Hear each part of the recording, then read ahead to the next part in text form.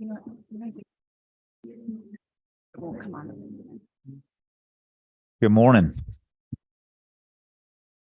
We're going to call this meeting to order. This is the Higher Education Committee Formula Funding and Program Access and Delivery Ad Hoc Committee.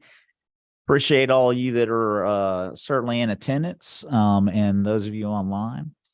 We have quite a few, and we'll name those out when we get going. But first, I'm going to call on Representative Dale Washburn to open us a little word of prayer. And if you would be consider the people that are in the path of this hurricane. E25. Thank you, Mr. Chairman. Our Father in heaven, we are deeply and sincerely grateful for all you do for us. And we would thank you for the great privilege of living in our great state and for the privilege of being here to discuss these important issues. We would be mindful today of those that are in the path of the hurricane. We ask for protection for them, that you would bless them and protect them and keep all in their path that is in the path of the hurricane safe. We pray for wisdom now, that you'd help us to think clearly and make the right decisions at the right time. And thank you again for the privilege of serving. And as a follower of Christ, I offer this prayer in his name. Amen. Thank you very much, Dale. All right, well, welcome. Like I said, I appreciate you all being here. I know that today might get a little dicey with some weather, so hopefully no too far commutes for any of you. We are going to start off introducing members that are here, and then we'll go through the folks that are on Zoom. Representative Washburn, we'll start with you. Thank you, Mr. Chairman. I'm Dale Washburn from House District 144. Representative Mitchell Scoggins from District 14, which covers Bartow County and Cherokee County. Thank you, Mr. Chairman. Tim Fleming, representative from House District 114, which is Newton, Morgan, and Jasper County. Thank you, Mr. Chairman. Betsy Holland, representing District 54, parts of Atlanta and Sandy Springs.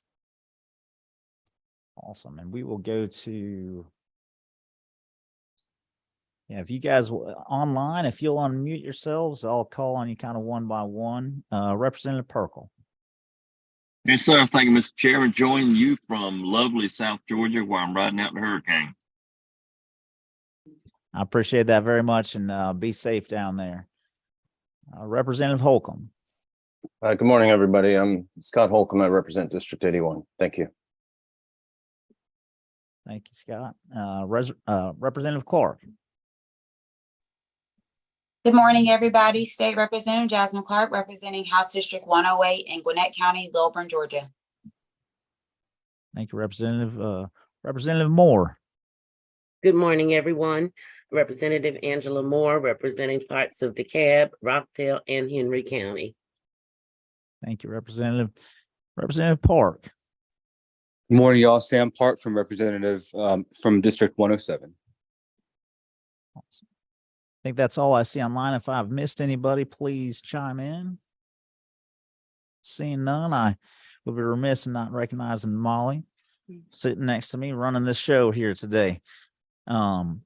So I want to go over basically the committee overview and what are our goals and what we've been set out to do in this. So we really need a deeper understanding of how these formulas work. Obviously, you guys know that. I had a committee a couple years back looking at the rising cost of construction materials, and the first thing I did was take them to the middle of the woods and make sure they understood what a tree was and where a 2x4 came from. So kind of in that same vein, I want to do that here so that we really have a better understanding of kind of the challenges you guys have as we go through that, and what we might be able to do to help you guys out, and how you guys are reaching the students throughout the state. What's working, what's not, your pain points and the stakeholders that are involved. Plan for today, we're going to start an introductory overview with USG and TCSG formulas. Then we'll go into overview of program access, deliverability at also those two, USG and TCSG. We'll get a chance to ask you guys some questions. I'm assuming there might be one or two. Then just kind of get our arms around like what issues are at play so as we move forward in considering considering what we can do to help, we have a good idea of that. In future meetings, we'll delve into and kind of the things that we uncover today and really start sorting through maybe again some ideas that we might come up with on this committee to be able to help, improvements and changes. Those dates, the future meetings for those of you that need to know, September 15th. We will be meeting in my hometown, Athens, Georgia, where the two-time national championship team will be entering into their third game shortly thereafter. We will then travel to Statesboro on October 26th. There may or may not be an important game for Georgia Southern that night. So might also be legislative day on their campus. So a good time to be down there in the Statesboro area. So we'll go right into the agenda with the formula funding overview. So USG, you guys are gonna be up first. I'm not sure who's in the office because everybody else is here. So, but welcome, Ms. Cook, I believe, and we will get you rolling here.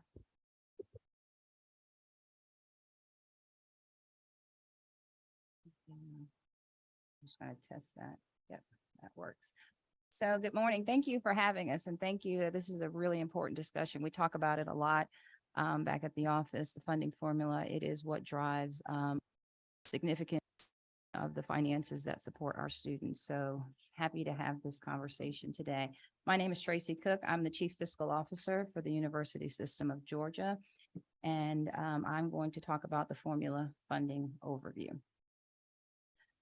So I always like to start with this chart. This is kind of the state of Georgia, right? We are a state agency and receive a significant portion of our funding from Georgia. The state's budget, as you know, is about $32 billion.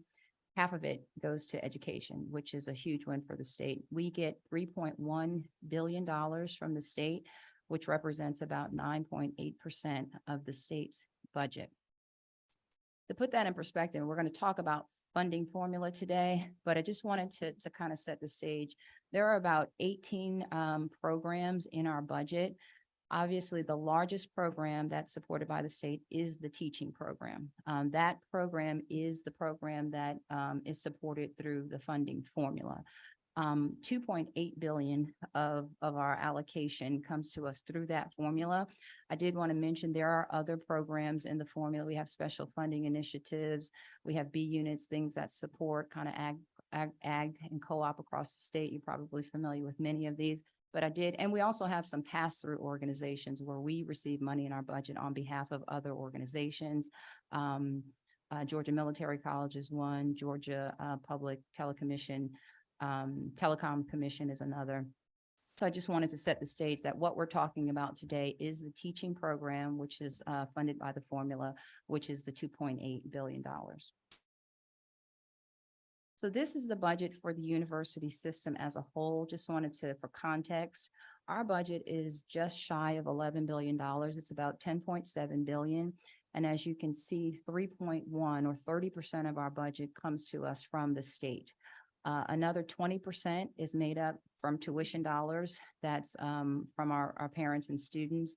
And the other largest category is our sponsored category. That's our research that's generated mostly at our 4 research institutions, and it includes about $500 million in federal financial aid. So those are the largest categories. Obviously, we have auxiliary services. A lot of those are fee supported. That's the kind of those ancillary services that round out the student's experience. All right, so the funding formula, how do we get this $2.8 billion? This formula was created back in the 80s. I think they started on it in 1982, and it went into effect in 1984. It's actually a well-designed formula. The premise of the formula is that it's trying to determine, based on the number of students, or really the actual factor that we put in there is the credit hour production, the actual credit hours that are taken by our students. That drives, and the formula basically says this is how much you should be spending in a given year to support these students. And what it does, there's a faculty, obviously it tries to determine how many faculty are needed, and then how many support services are also needed for that level of student. It is an asked formula that we submit incremental, right? We submit incremental changes to the General Assembly each and every year. And our board allocates those funds. So the three major inputs are credit hour production. I mean, that is it, year over year credit hour production. If your credit hours are growing, formula funding generally increases. And I'll say generally, and I'll explain why later. If your credit hours are decreasing, you're generally losing state funds. The state would take those dollars back. There was a recognition in the formula that maintenance and operation has to happen regardless if there's one of us in this building or all of us in this building. They have to light it, heat it, cool it, fix it. And so that component of the formula pays out a fixed rate per square foot. It is not a part of kind of the faculty and support component. And then the last piece is health insurance. It recognizes for all these people that we're providing for health insurance changes and fringe benefits, those factors as they grow or shrink, we make adjustments in the formula for that. The formula, if the document says basically it is shared responsibility, right? The goal was to, for every dollar that's needed to educate our students, 75 cents should have come from the state, 25 cents would come from tuition. And that was the premise of the original formula back in '84. So this chart is a little busy. I got two busy charts in here and hopefully we can get through them where it makes sense. What this chart is showing, and I could have taken this all the way back to the 80s, right? But from 80 all the way up to about 2000, 2001, the state provided 75% of that requirement, right? So if the formula said $1 billion is needed, the state would provide 750 billion and tuition made up the difference. Some of you may remember early 2000s, there was a slight recession. And that was the first time in the history of the formula that the state was unable to fund its full commitment to the formula. And so that's when you see we had that first adjustment and we started hovering in the mid 60% where the state share would provide for 60% and tuition made up the difference at roughly 37%. The Great Recession hits about 2009, and you can see that was the time the state's revenues were plummeting. I mean, they just did not have the resources that were necessary to fund all of the agencies. We are formula funded, and so if, and we'll get to another slide, as we were growing from an enrollment perspective, right, and because enrollment growth generates new money, the state not only was not able to fund the new growth, we were getting budget cuts at the same time. And so during that time, as the state is trying to figure out, you know, the best way to budget, we lost $1 billion through formula funds. And so what that meant is that there was a little bit more pressure on efficiencies. We had to do a lot more from a cost perspective and pressure on tuition as well. And I'll show you that in a minute. But just to round this out, but as we came out of that recession, you can see the state share started to creep up. We got to about 50% from 47 to 50. And what was happening is incrementally, as we continue to grow as a system, the state was funding that incremental growth on an annual basis. 2021 hit, everybody was kind of bracing for the pandemic. There was a 10% reduction across all state agencies that hit us as well. So you see that dip again. And then in the last 2 years, two really good things have happened. Again, during the recession, when we lost $1 billion in state funding, one of the things we had to do to keep our revenues stable is we instituted what was called a special institutional fee. Some of you may be aware of it. Fortunately, 2 years ago, thank you. You provided those $230 million back because that's what we were generating from that fee, and we were able to eliminate that fee for students. So that fee ranged from $170 per semester to $544 per semester that students no longer have to pay. Revenue neutral to institutions, right? We got one source, gave up another, but a huge win for our students. And then the other thing that was really helpful was the COLA, right? The $5,000 COLA that came in 03, 2000, and 04. Again, not discretionary in nature, but really a way for us to help on the retention of faculty and staff, because we were starting to see through competition losing more turnover than in the past. So just a quick recap, if you can kind of imagine it, and And maybe I can actually send you the formula if that's helpful at some point, but this is big picture. When you put all those inputs in the formula, and I went back to 24, right? What the formula said is based on that's roughly 8.5 million credit hours that you're teaching across the system. The formula requirement says you should be spending 5.18 billion. 75% should come from the state, 25% should come from tuition. Our reality is on the right. What is really happening today is that we're spending roughly the amount that the formula says we should spend, but 2.8 is coming from the state and 2.1 is coming from tuition. I am not going to spend a lot of time on this chart, but I like that you have it in your packets. What it does is it talks about if the formula is shared, it's a shared responsibility between the state and tuition. It's kind of why some of the tuition increases have occurred over time. Again, the far left is this first three buckets are what have our tuition increases been over the last so many years based on the time period. That middle is kind of when we instituted that special institutional fee. But as you get to the right, we talk about mid-year reductions and permanent reductions in our budget. And then to the left is what was happening in enrollment. And so long story short, to sum this up, in those years when we were in the Great Recession, you will see some aggressive increases in tuition. We had to make certain that we provided a quality education. You can see in the far left, our enrollment was growing at a time when we're experiencing pretty significant cuts. Rightfully so. I mean, again, the state didn't have it to give. And so we were just trying to figure out different levers in order to generate revenue to support students. So I'm not going to spend a lot of time here, but these are our tuition increases. The one thing that I think is good is as we came out of the recession, we have not increased tuition for the last 6 of 8 years. And we are the 7th lowest tuition. If you look here, nationally, we're 7th lowest. And part of the reason that we're able to do that is because of state support, but that doesn't take away the fact that there is some pressure on what our institutions are able to do and the support services that they're able to provide for students.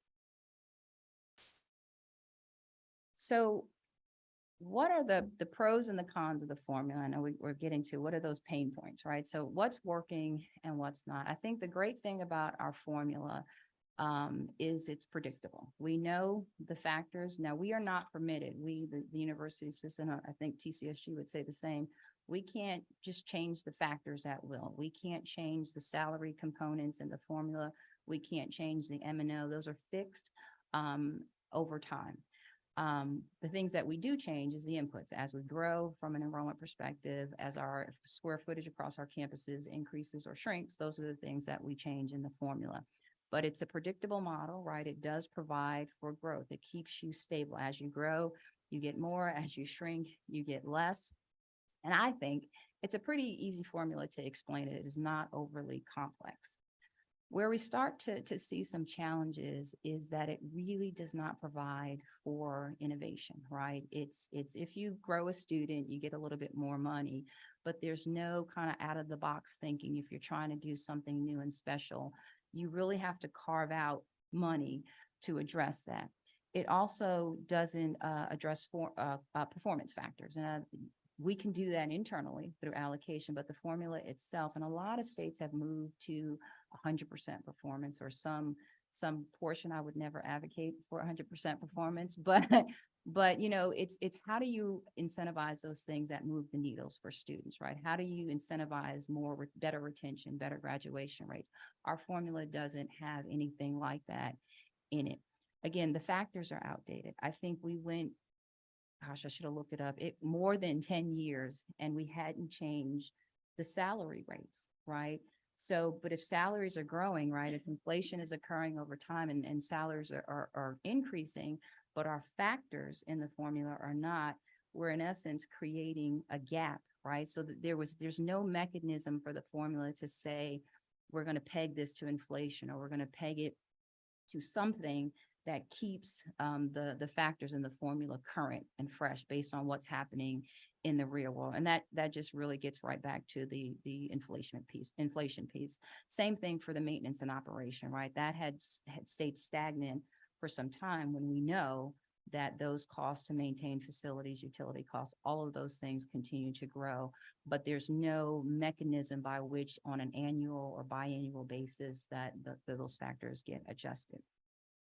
So I'm stealing this from the chancellor, and some of you may have seen this at the joint appropriation, but this is our reality, right? There's so many things that have occurred in the world since 1984, right? That impact our campuses, that impact our students, that have costs associated with them. I mean, we're seeing more and more safety, security issues, not just physical, but cyber. I mean, we have to make certain that we have resources to deal with these things, more technological advances, more expectations from students, from internet, Wi-Fi, speed, things of that nature. Mental health, right? We weren't talking about that, I don't think, in 1984. That is not a factor. And the one I bold, and I'm not going to go through the whole list, but if you think about student preparedness, right? We are getting more and more students that need more and more support. And that factor, right? The student support factor, you know, if I were king for the day, I think that has to have a heavier weight today. We have to make certain that we have these kind of supports to make certain that a student who starts finishes. But again, those are the things that are not really addressed in the current formula, but that's the world we live in today. And so I always like to end, my folks know I like to end on a positive note. The good news is what, and I say this, whenever I'm in front of an audience, be it, you know, my colleagues from other states, Georgia supports education, right? Just, I love showing your map that chart, that 53% goes to education. That's meaningful. And that is not occurring in other states, in every other state. I mean, there are some, but that speaks to what this state is about. And the fact that we get roughly 10% of that budget, that's meaningful. We have our footprint all across the state, right? We have a mechanism to educate Georgians. We are 26 campuses with sites all across the state that can touch these lives. We are touching 335,000 students. We are graduating, as a point of pride, 75,000 degrees and certificates were awarded last year. That is up from the previous year. We have an economic impact on the state. And so I think we do great things together. I think the state and the university system do great things together, but there are some pressure points. We have institutions, we have a couple of institutions, you know, depending on where you are in the state, the population of those 15 to 24 are shrinking, right? And so it is becoming more and more challenging. We have institutions that are functioning with less than 2,000 students. There's a lot of pressure on those schools because there's some very fixed and basic costs that have to be addressed. And so, you know, fortunately, our board is able to look and allocate funds across the entire system. But I do think there's some pressure on the resources that we're receiving from the state in order to make certain that our students are getting the best experience possible. So I will stop there. Awesome. Well, thank you. I will start by saying that anytime I come home, when I say good news or bad news, my wife always says bad news first. So it's always good to end on a positive note. So I certainly appreciate that. And you mentioned stealing one of the slides from the chancellor. I do want to say the chancellor I know very much wanted to be here today, and I appreciate those efforts. But I know he's in good hands with y'all, and we look forward to seeing him in the future. I will open it up for a few questions. I will tell you that I wrote a few down that are probably meant for future meetings, not so much directed just at how the formula functions.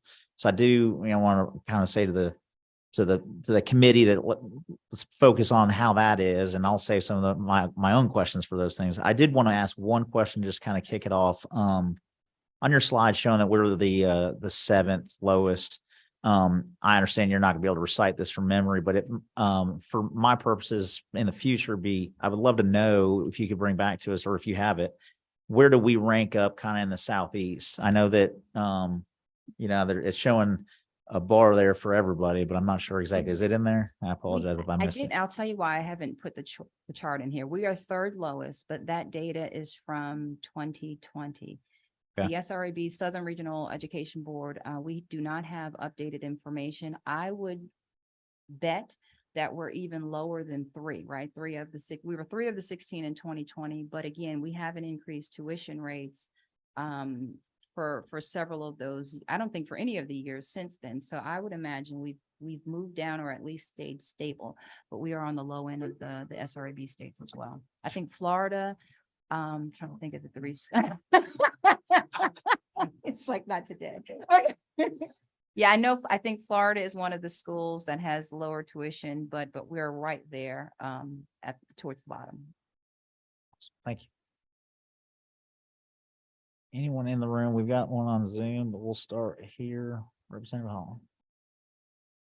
Thank you so much. This is incredibly helpful. And I just want to make sure we're setting a good mindset as we move forward in this work. So I just want to clarify, we talk a lot in higher ed, trying to pull levers to make tuition more affordable. We talk about fully funding HOPE and tuition forgiveness programs, et cetera. But anytime we reduce the barriers for tuition, that is only benefiting the student pocketbook, correct? So none of that then winds up flowing to that 75% that's needed for the funding formula. If we want to look at being able to get more money into USG, that has to be completely separate from what we've been looking at in trying to make the barriers to tuition lower for students, correct? So yes, I think I'm understanding your Mhm. question. When we don't increase tuition, right, that has implications, right? Because if the formula is a shared responsibility and costs are increasing and you're doing your part as a state and we kind of stay here, there are implications for not increasing tuition. Did I understand your question? Okay, yes. All right, thank you.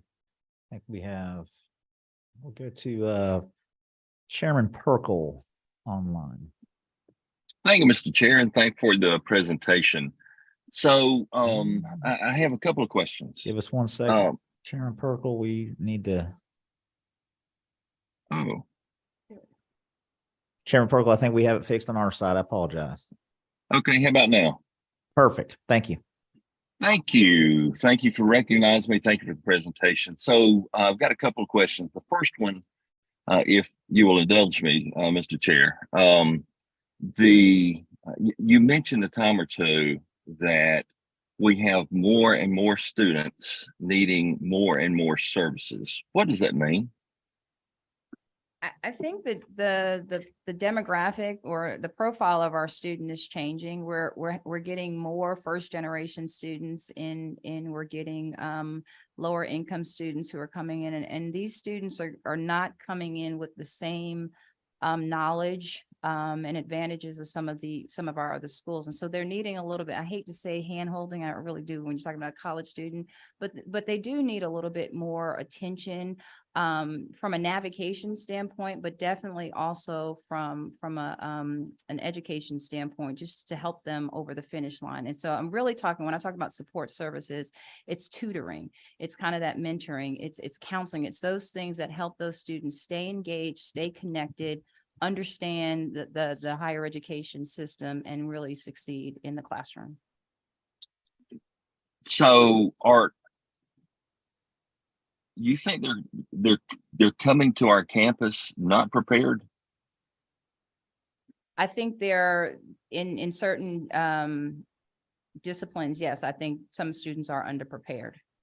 And it's not Okay. an all or none. And I don't think it's every student, everything, but I think math, I think COVID, I mean, we were talking about this before, COVID and math, it just, I don't know, maybe our students didn't get what they needed during their time. And we're seeing a lot more challenges with folks, coming in, needing additional supports in math. And I have some of my academic folks here, so I don't want to get too far off. I'm a numbers girl. But yeah, we are seeing students that just need more supports, but it's not to say that they can't be successful. We're proving they're successful when they can get these supports. Okay. In future meetings, we might need to, I'd love to circle back on that one. I know that's not the thrust of this meeting.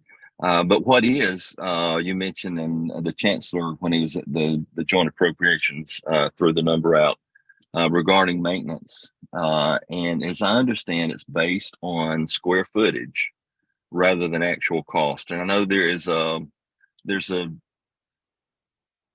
true need for that. You don't know, you allocate so much for air conditioning unit and it doesn't go out every year.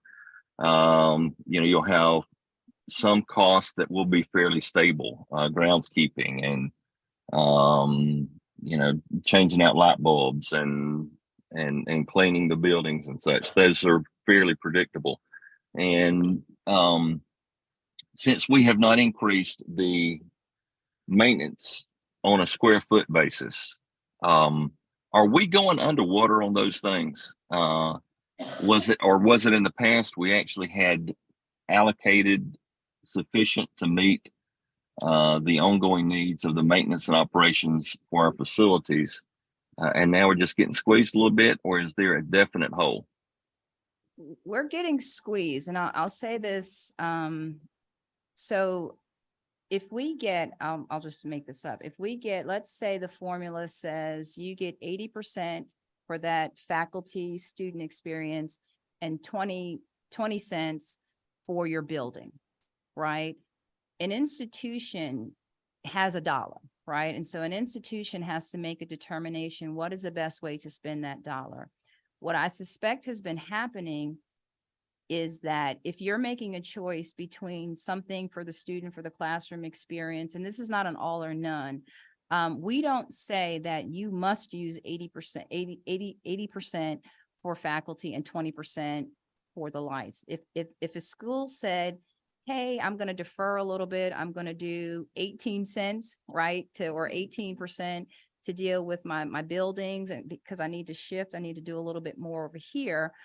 That's the squeeze I'm talking about. Institutions are having to make decisions globally on, here's the resources that I have, and what are my priorities, and what are the best pockets to put this funding in. So over time, if you ask me, have institutions deferred, and there's things that, that they're saying that the higher priority is the classroom experience, the higher priority is something else, I would say yes. But again, we don't force the budget to be, you got 20 cents for maintenance and operation, you must spend it that way. You have $1. You make a decision on your campus the best way to spend that money, recognizing all the competing priorities on your campus. So okay, so a dollar squeeze, here, yes. a dollar here, or a dollar there, it goes in the same pot, and we use it to support students, whether it's in a facility or for teachers or the student services, as you mentioned.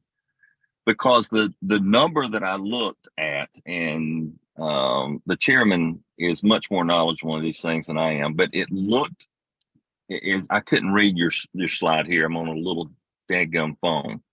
But as I recall, the number per square foot, I thought was pretty significant when the chancellor had mentioned that. I thought it was a little bit liberal, if you will. It was not a small number. It was not per square foot in So, what we look at for commercial. So as long as $1 is $1 and this is what you get and we're divided out, we might look at that part as a funding need. yes, and so there is a delta. I think what the chart that you're referring to, we collect information on our total maintenance and operations spend. I mean, it's grounds, it's utilities, it's all those things that keep the facility. We were spending about, on average, right? This is not institution specific, but when you add up all the square footage that's covered under the formula, we were spending about $12, a little bit higher when we got HERF dollars. But the formula at that time, and it has changed since then because of the COLA increase. So now it's about $8. Then it was about $7.75, I think. The formula is supposed to pay out that level. So there's a delta in what the formula is contributing towards maintenance and operation and what our institutions are spending. From all the fund sources to include tuition, state funds, et cetera. Thank you for that. And thank you, Chairman Perkle. Now I'm going to call on Representative Clark.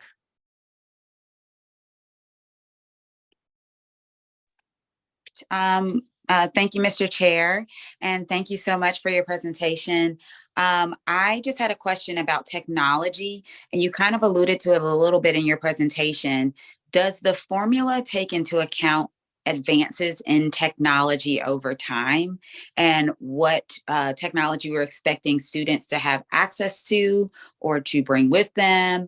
And then you mentioned cybersecurity, but I was just thinking just the technology in and of itself, computers, and now with AI, being able to make sure that students aren't using AI in a negative way. All of these different things. Does the formula address that, or is that something that needs to be thought about as we look at the formula? So the formula, yes and no, and mostly no. The formula, there's only been 2 changes to the formula since its inception. One is when we shifted from quarters to semesters, right? That whole revamp. But in the 90s, there was one time, and I don't have the documentation on this, early 90s, there's a technology factor that got put into the formula. It's pretty small. So I would say there was some thought, you can tell that there was some thought to address technology, but to the level to these changes, I would say no. And Thank again, you. it's one of those things that it probably, like most of the other factors, needs a constant refresh based on what's going on. Yeah. Yes, thank you so much. I was just thinking with all these advances in technology, and as you said, as fast as technology advances, it seems like a static number might not necessarily work. And I'm just thinking of ways we could address that. But yes, I appreciate you answering the question. Thank you. Thank you, Representative Clark. Representative Park. Thank you, Chairman Wiedauer. Thank you for the presentation as well. I wanted to get some clarification regarding just the state share formula and the potential impact that has on students. So I had just a few couple questions. First, the cost sharing agreement, that 75 to 25% previous allocation, that's not statutory, is it? No, our formula is not in statute. Nope. Okay. But it has just been honored as something that has been honored over time. Okay. So when we're talking about the state funds versus the tuition, essentially as that allocation decreased from 75 to 25 to where it's currently at that 57-43% split, we're essentially saying that the burden on students to cover their tuition is greater. Is that correct? That's correct. And so essentially, if it's the student's responsibility to cover more of their higher education cost, then we're looking at either greater student loans or greater utilization of the Hope Scholarship. Is that correct? Yes, that's correct, because the Hope covers what we assess in tuition. So yes.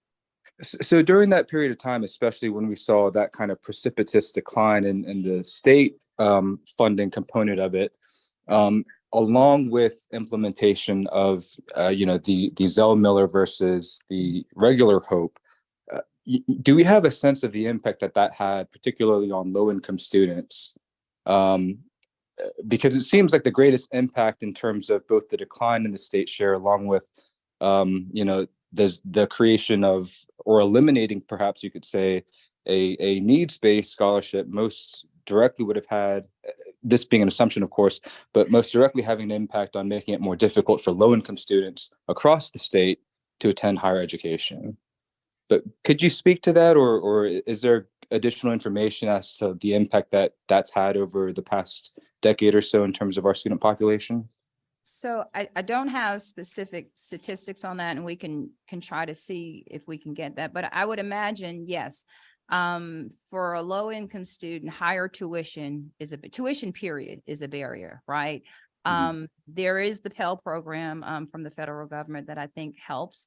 I think the fact that we have 26 institutions that span from access that you can enter at a lower cost all the way up through our research institutions. So from a cost perspective, we do have range, but easy for me to say what's affordable and what's not affordable. I think there's no doubt that as tuition and fees have increased, it has had a negative impact on lower income students, but I just don't have the data on that. Okay. Last question, and I hope we can delve a little more into this over the next committee meetings. but in terms of kind of the cost benefit analysis for students themselves with increasing tuition, I'd be curious, going back, 20 years ago,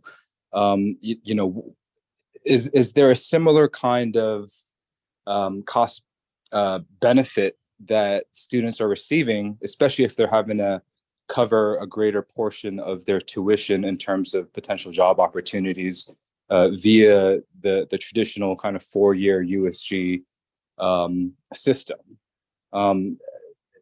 Do you all have that kind of information as well in terms of kind of what students are making based on tuition? Okay. So we've launched a website called, it's actually on our website. If you click the link called Georgia Degrees Pay, big picture, right? This is not the case for every person, but the chancellor talks about the data showing that a college graduate over their lifetime is going to earn $1 million more than not having, right? But we dug a little deeper, right? And so there's a link on our website called Georgia Degrees Pay. You can sort by institution or do research by institution, by degree program. So look at what some of those salaries are. I think there's some data on there that compares it to the cost of education, what you spent to get that degree versus what you're earning. And so it depends, right? It depends on what industry you go into, what type of job you go into. But I think it's a very transparent website about the benefit and the value that you get for your degree. Thank you. All right, I'm not seeing any more questions. I do again appreciate you being here. And while we transition, I want to mention a few people that have joined us online. Representative Kelly and Representative Barnes. Appreciate y'all being here. If you want to unmute yourself, Representative Kelly, if you want to introduce yourself real quick. Or not. How about Representative Barnes? Hello, I'm Representative Imani Barnes. I represent DeKalb County, House District 86. Good morning, everyone. Thank you for the presentation. I am at work right now, so doing 2 jobs at once. Thank you. Appreciate you tuning in. Here at the table, Representative Barrett is graciously joined us. What number are you, 27? 27. Good morning. I'm Carter Barrett, House District 24, representing up in North Atlanta, Forsyth County, parts of a little bit of Alpharetta coming. I appreciate it, and I always appreciate you being a good sport of my ribbing. Thank you for being here. All right, we're going to move on to TCSG. If you guys will take the podium there, and we'll let y'all introduce yourselves. Morning, Mr. Chairman, other members of the committee. Thank you guys for the opportunity to talk to you today. I'm Mark Peavy, the Chief of Staff for the Technical College System. And I'll start with Commissioner Dozier's apologies for not being here himself today. He was on a trip, also serves on the POAE board, and they had him in New York this week. So he apologized for not being here. But we do appreciate the opportunity to talk to you about our formula funding and just the pieces that make that up for us. I'll start with ours is rather simple, but simple doesn't mean easy. Those are 2 different things. And so as we get into it, I think you'll understand what we're talking about. But just a couple of pieces to set the stage. I know we specifically wanted to talk about formula funding. A couple of things that most of you already know, but just want to touch on. We are a system of 22 colleges around the state. We cover north to south, east to west, and everywhere in between. We got about 85, 86 campuses around the state, and we really do serve as the workforce development engine for the state of Georgia. We're going to talk about formula funding here today that is primarily around what we call our technical education component. That's where our formula funding comes from. But I did want to make sure that we think about, we also serve adult ed. We have customized recruiting, economic development, the Quick Start component belongs to TCSG. We have the Office of Workforce Development and what is now known as WorkSource Georgia. And then we have just in the past year or so stood up as it transitioned over from the Department of Labor, labor exchange, and career services that are also now a part of TCSG. So we've got a big broad base in terms of what we do around the state. But all we're talking about here today is technical education, and because that's what is driven by our formula funding. And so in terms of numbers, the overall budget for the system kind of front to back is roughly $1 billion, depending upon a given year and federal funding and other things. And about 40 to 45% of that comes from the state, which we'll see as we move through this is roughly 300 or so $1 million. And so that is the component that comes to us from the state. We get roughly 20% of that $1 billion or so from feds, primarily to pay for adult education, along with a handful of other components. And then our local colleges then are effectively responsible for the other 40% or so of their local budgets. And so that becomes from tuition, customized training, and other pieces that they do. And so that's kind of high level of what our budget looks like.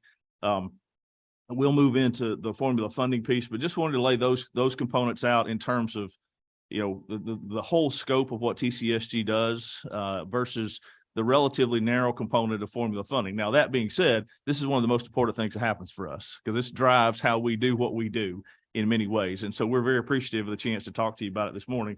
I'm going to spare you my layman's opportunity to talk to you about this and let the Assistant Commissioner Penny Haberly, who handles this for us, talk to you about the details. But we did want to jump into that. And so, Penny, if you would, I'll just hand that over to you. Good morning.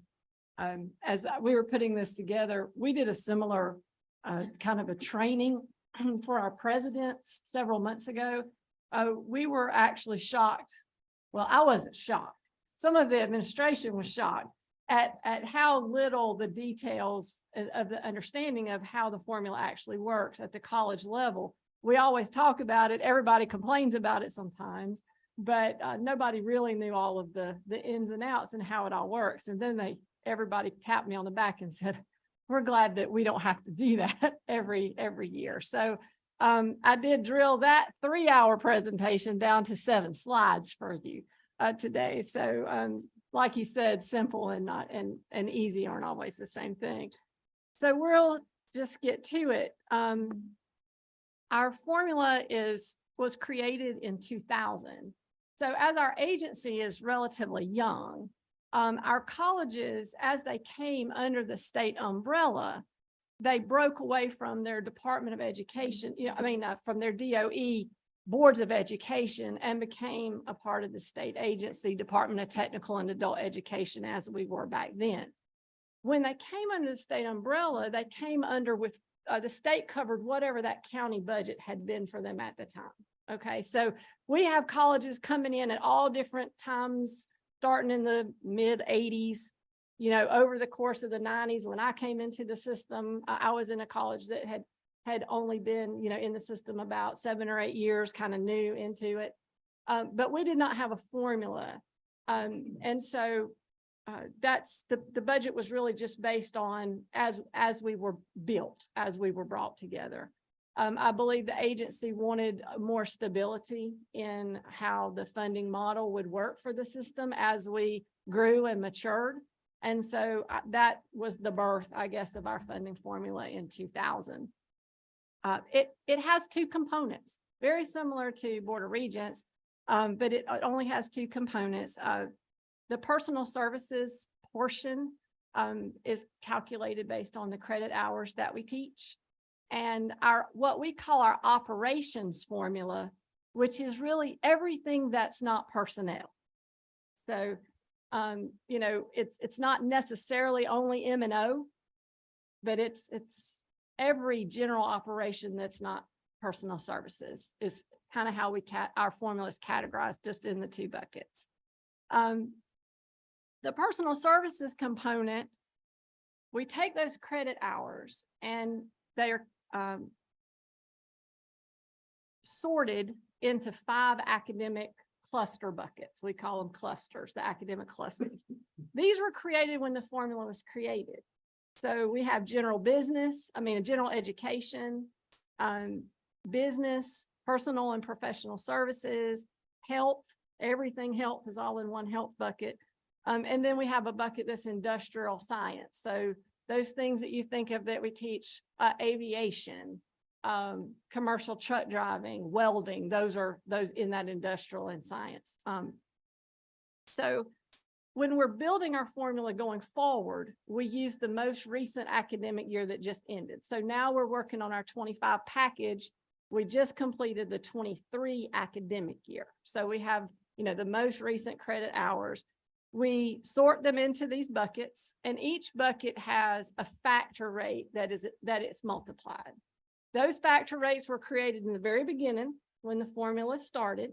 And then each year, as the budget ebbs and flows, those factors adjust to be revenue neutral to the total budget that was granted that previous year for that. And as we go through it, it'll make more sense. I hope it makes more sense. So, as I said, those original factor rates, they were created at the beginning. We do adjust the factor rates every year.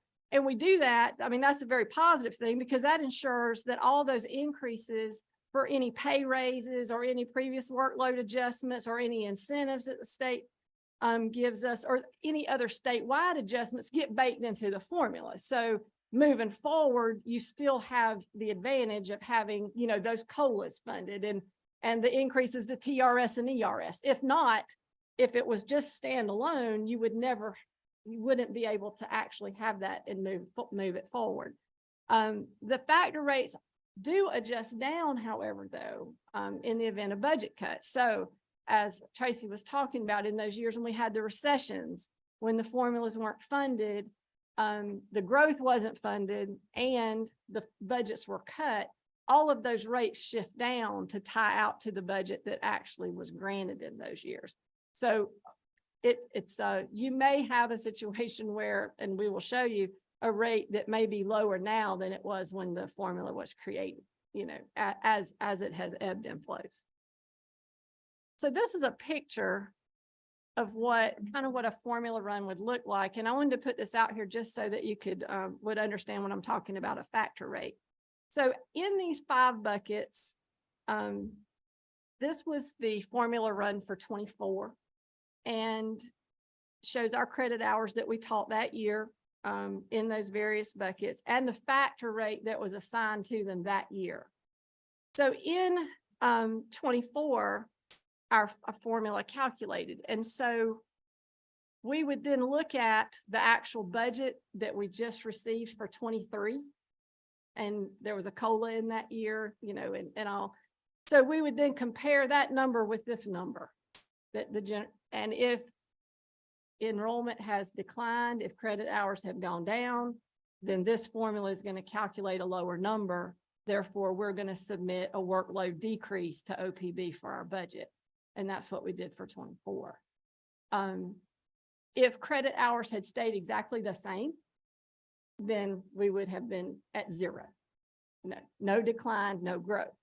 So the event of any new monies that we receive, for example, in 24, we received some additional funding for some of our higher demand area programs, nursing, aviation, commercial truck driving.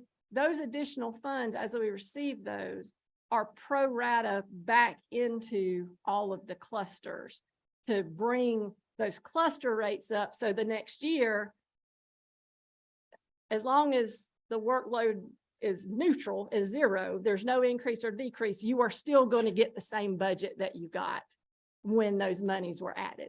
If your enrollment goes down, you're going to get less. If enrollment goes up, you should get more, should the state be able to fund it that year. Does that make sense? I mean, it's just on how that works. We hear a lot of, the rates aren't tied to the cost to deliver those courses. The rates aren't tied to inflationary factors. They're just adjusted to maintain that neutral, to make sure that any changes that were in the budget from the previous year would still be there moving forward. And then you take your new workload change, adjustment up and down. We talk about the challenges with this model.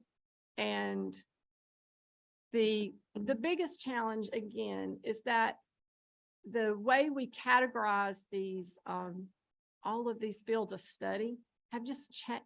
The way we categorize them has not changed. It has remained the same. But the things that we teach now, the programs that we teach, look a lot different than they did 24 years ago. We're teaching programs of study that didn't even maybe exist 24 years ago, but they are being forced into a category that was already existing. We've not added any new categories. And I'll just give you a couple examples. So in 2000, when we were teaching a lot of introduction to computers and very basic computer programming type things, networking was still a baby, you know, as we were coming into Y2K and we were all growing in those things. Those were generally taught by our business faculty, you know, that we're teaching Word and Excel and those types of programs. And so all of those computer information systems courses were categorized in with the business category. So now today, cybersecurity and computer science are still categorized in the business category. And if you think about cost to deliver, if you look back on the page before, the way the buckets, the factors for the buckets, the business rate is a lot smaller than maybe the industrial or the science, you know, technology type bucket is. And so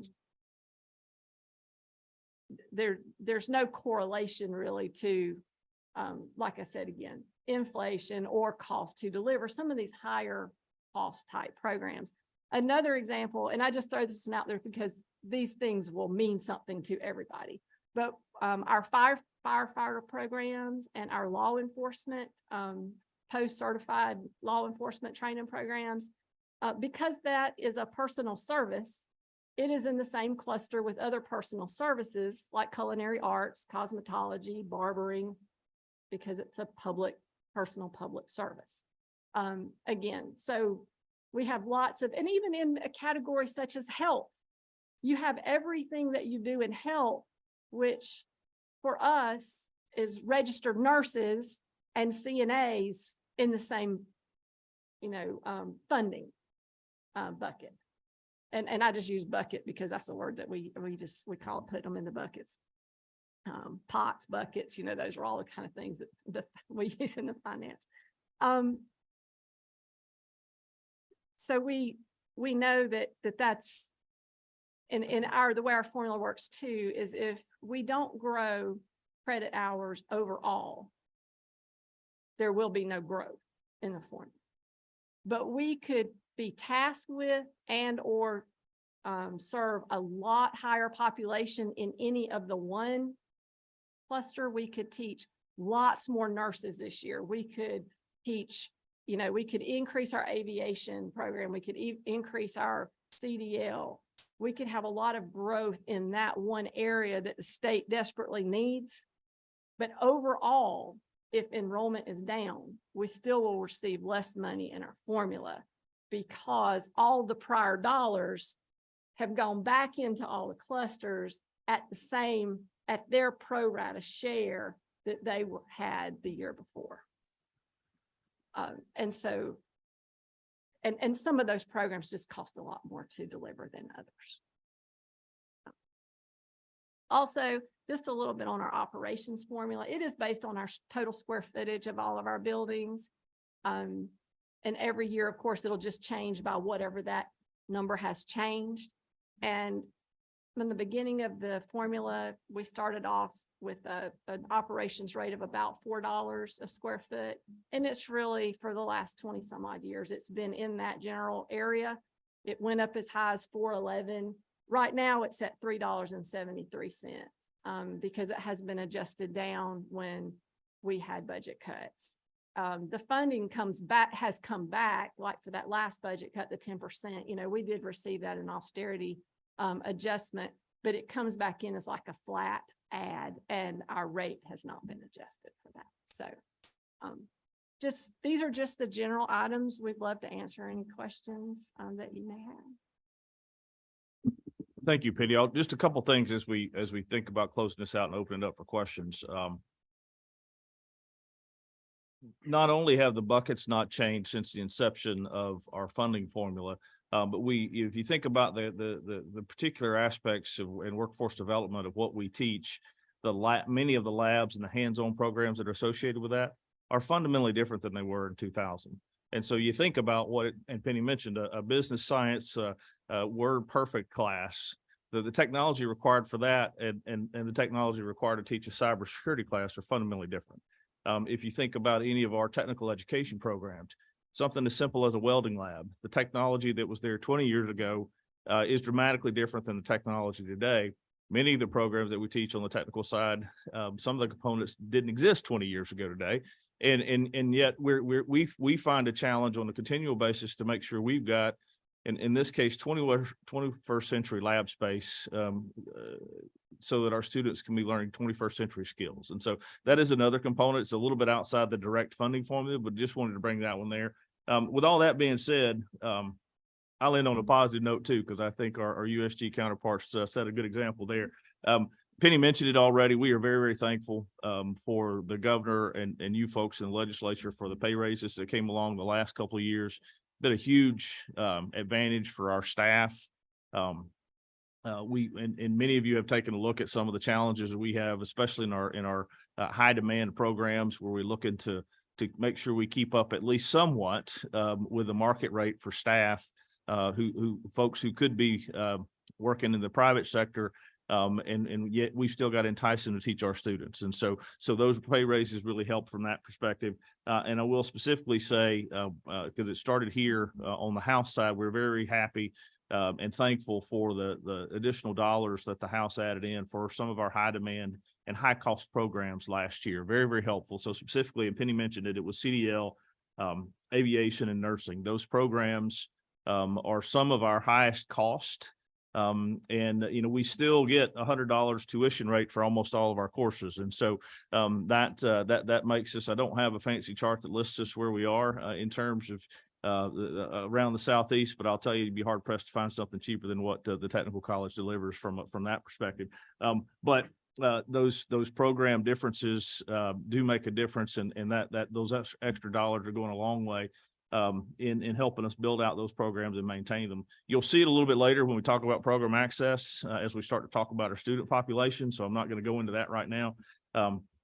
But across all of those pieces I mentioned earlier, everything that we do, adult ed, tech ed, quick start, workforce development, labor exchange, TCSG will touch and interact with somewhere in the neighborhood of 340, 350,000 Georgians every year too. So we'll talk about our tech ed component that's 130, 140, maybe 150,000 students, but we're way more than that in terms of all the things that TCSG touches across the board. And so want to make sure that's something that is on the table when we talk about that. But Mr. Chairman, short of that, happy to answer any questions and appreciate again the opportunity to be here today. So.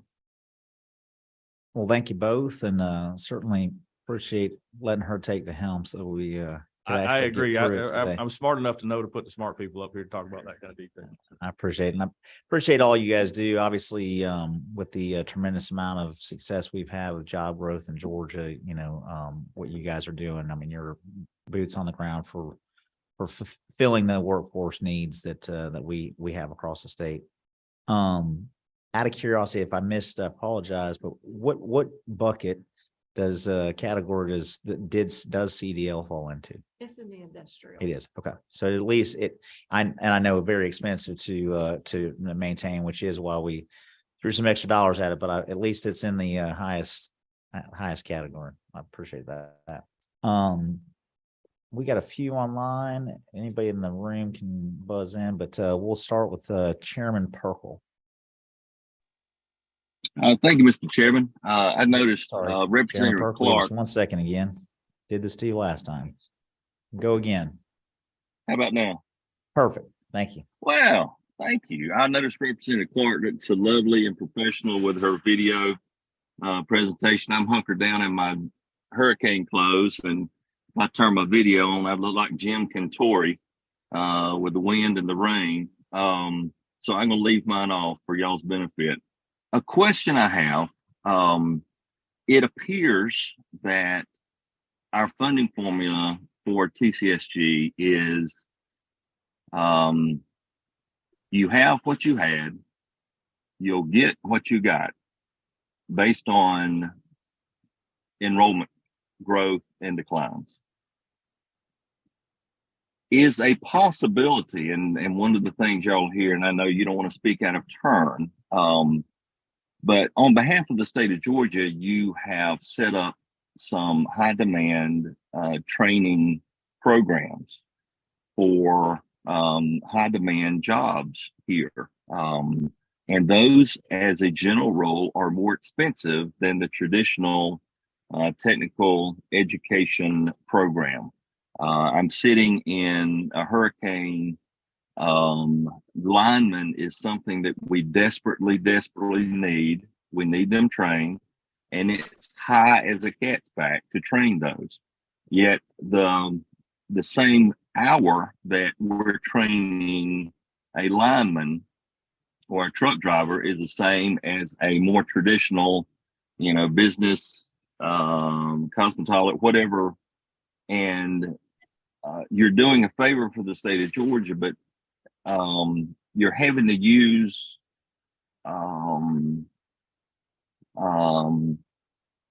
a difficult model in making things work, kind of move money around between programs, I would imagine, because some of these high skilled needs are very expensive to. The question is, can we get a cost per hour or cost per student for some of these high demand occupations, high need occupations that we have asked in the General Assembly? And I appreciate you acknowledging the House taking the lead on that. Most good things do begin in the House. But if we could get a number for, all right, listen, this is actually what it costs to train a lineman. This is what you provide us, but this is what it costs. This is what it costs to train a nurse. This is what it costs to train someone that is skilled in cybersecurity. To get a quantifiable number. Now, y'all do a great job of reaching out to the private sector and helping to, and I thank you for that, to help defray some of the costs of training these jobs that they're going to employ. But if we could get data that helps support some of the high cost to deliver high demand, highly technical jobs.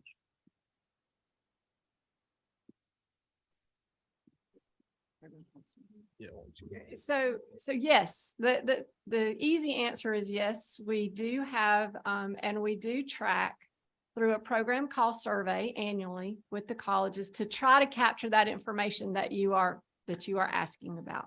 It is difficult to do because with 22 colleges who all teach similar programs, but not everybody teaches everything.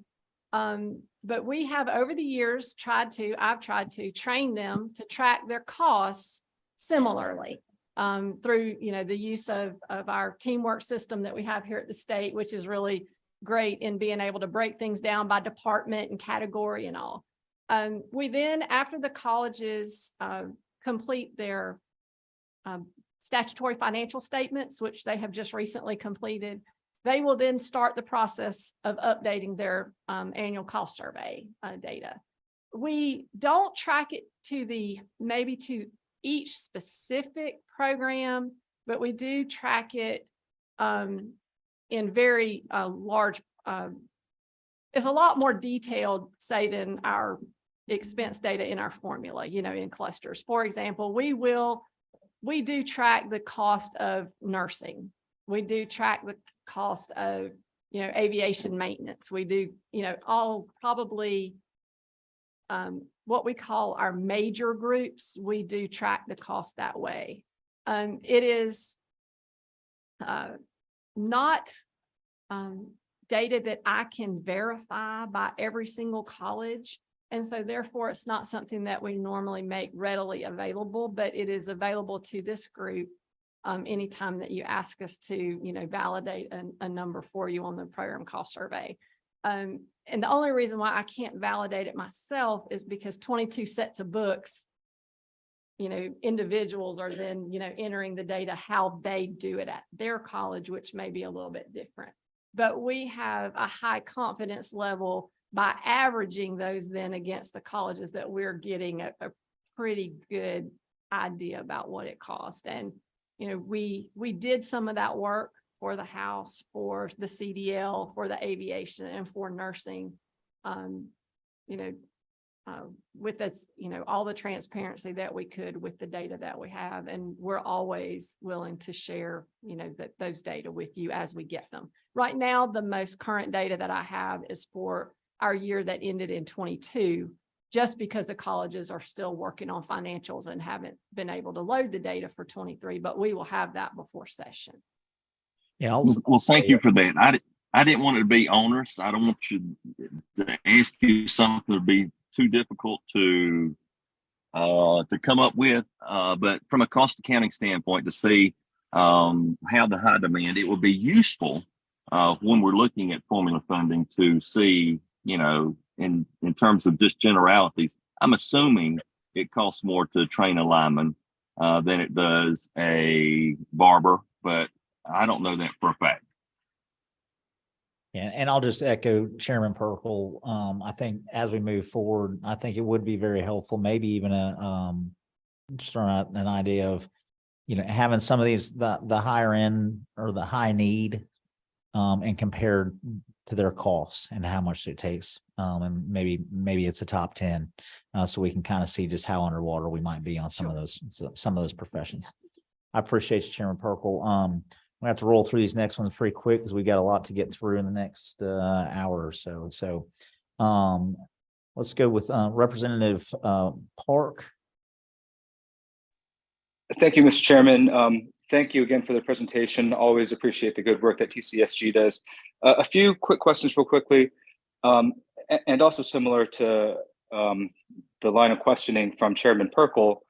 Based on the funding formula that's contingent on prior year's enrollment along with the state budget, how much flexibility is there to address workforce shortages? So for example, do you all, especially with some of the high demand career programs where tuition isn't a barrier under the HOPE grant, do you all have a budget, or do you have the flexibility to have a budget for strategic advertising or collaboration to fill some of these high demand needs and really address some of these workforce shortages?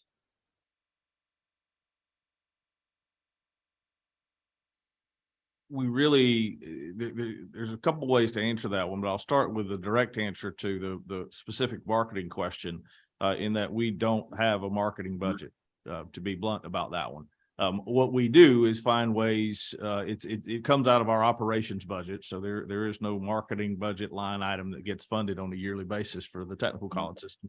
But we do find ways, especially looking at specific programs. And so we'll talk about it a little bit later, again, as we talk about program growth. But we have just, as an example, been running a very specific program that we carved out some dollars for around our aviation programs. And so we've done a very targeted approach. We're seeing some great feedback and some great new enrollment growth there. And so if and when we do that, to answer that question, it is something we find a way to take out of hide, for lack of a better way to put it, to advertise for our programs.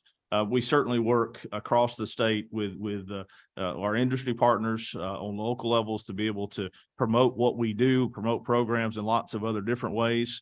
But in terms of a specific marketing budget, that is a piece that we don't have in any direct line item, and we just have to find creative ways to do it based on system priorities and where we're trying to drive new job opportunities. So. Thank you. One additional question. For operations and maintenance, have all the low-hanging fruit been picked when it comes to energy efficiency, building materials, and other types of sustainability type measures?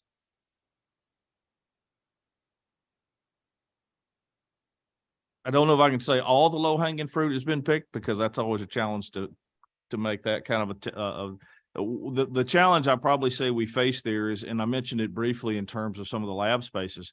While we have been blessed by this group and the current governor and previous governors to be able to have some brand new campuses around the system, and if you haven't been to Lanier Tech or our West Georgia Technical College. Both of those are brand new campuses. Please do let me know, and I'd love to get you out there. But if you haven't been to one of those, we do absolutely have campuses that we're attempting to and working hard to train 21st century skills, as I mentioned earlier, in buildings that are in many cases, in some cases anyway, 70s era trade and industrial buildings, old high school buildings as an example. And so there is only, I say that to say there's only so much fruit from a 70s era building that can be picked. And so the answer, generally speaking, is everywhere that we can. Representative Park, we do try to do that. We certainly use our MR&R dollars, renovation dollars that are provided in our budget to be able to do that as much as possible. And we just get challenged in some of our existing facilities that a new HVAC system and new thermal windows, as an example, will only do so much because it's still in a 70s era building. And so that's probably the biggest challenge we face in that regard. Thank you, Mark. One more online, Representative Moore. Very simple and very quick. During since the pandemic, has tuition, not tuition, but I guess has the I guess tuition as well. Has there been an increase or decrease in attendance for the school or enrollment? We're happy to share that story. I'll start with the tuition piece. Tuition, since the pandemic, we have not increased our tuition at all. So we're still $100 per credit hour. We do have a couple of programs. CDL happens to be one of them. Nursing is another that has a slight differential there, but we have not increased tuition since 2019. We'll talk some more about the enrollment increase that you'll see. We certainly during the pandemic, like almost all other post-secondary institutions, suffered a decline.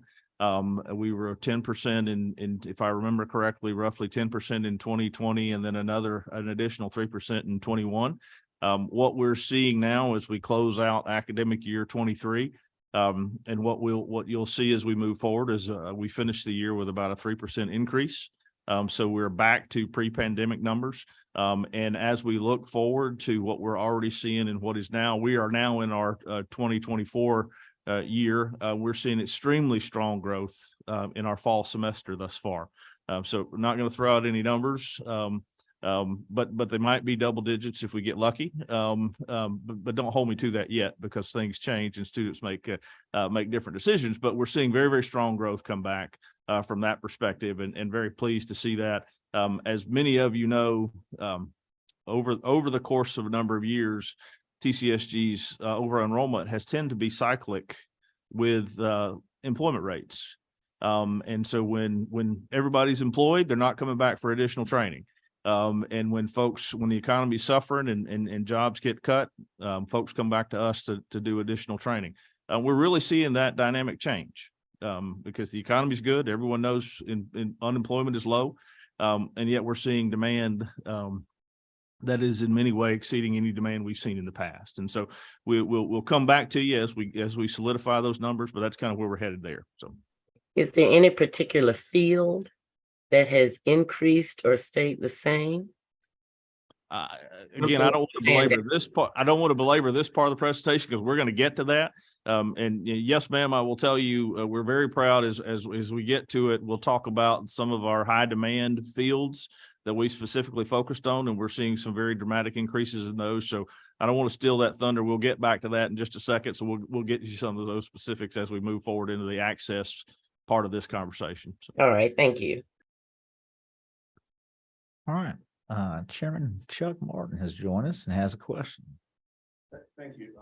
Thank you, Chairman Reed. And to the committee and the USG, I missed the presentation. I apologize. We crossed the street with Governor Kemp for a minute. But and if I've missed this, I'm not going to belabor the committee's time with it. But I do want to mention these things. We talked about the trailing, the 2 year. Are we still on a 2 year trailing thing for the head count for the FTEs? It is it's not 2 years old when we build the budget, but it's 2 years old When it's implemented. So yeah, from the time, the one thing, Mr. Chairman, I find that to be past ridiculous in 2023. I'm not blaming you, but I mean, that's one of the things that you and I, Chairman, have talked about. You know, we're not doing this on the abacus any longer, right? It's not hand counted. We know how many people were there. we tee up in right size K through 12 education, right? We do the mid-year adjustment for correct student counts. We can do that if we want to. But if it cut, if you're TCSG or the university, it cuts both ways, right? If enrollment's going down and so forth. So I just point that out to do that. And then along that, you mentioned that there was information in, but then for you to look at where these things costs were, they're loading it in the system. What does that mean? So they use the same accounting system that I do, and I can have access to their full accounting system. But if I want a college to track the specific and report to me the specific cost for a nursing program, they know that they're in nursing instructors. They actually go out and look at their nursing instructors. These nursing instructors may have taught CNA, so they're going to break those salaries out and put them in the CNA bucket. They're going to put the ones that are nursing instructors in the nursing bucket. I wouldn't have that information to know if that split was done correctly.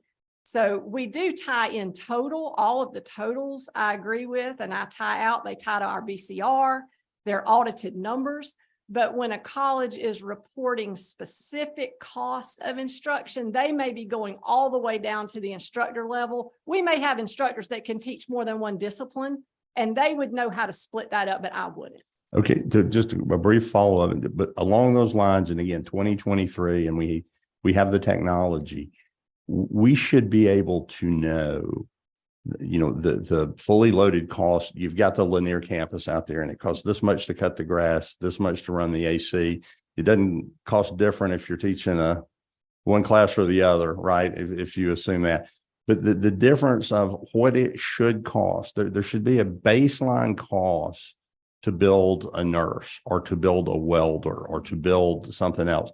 And then if you're a president, it's fine for the TCSG board or this committee or Chairman Hatchett and the appropriation committee to hold their feet to the fire to go to that base, right? Because if you happen to have a teacher that you had to pay a little more to get them over there, then you have to find it someplace else.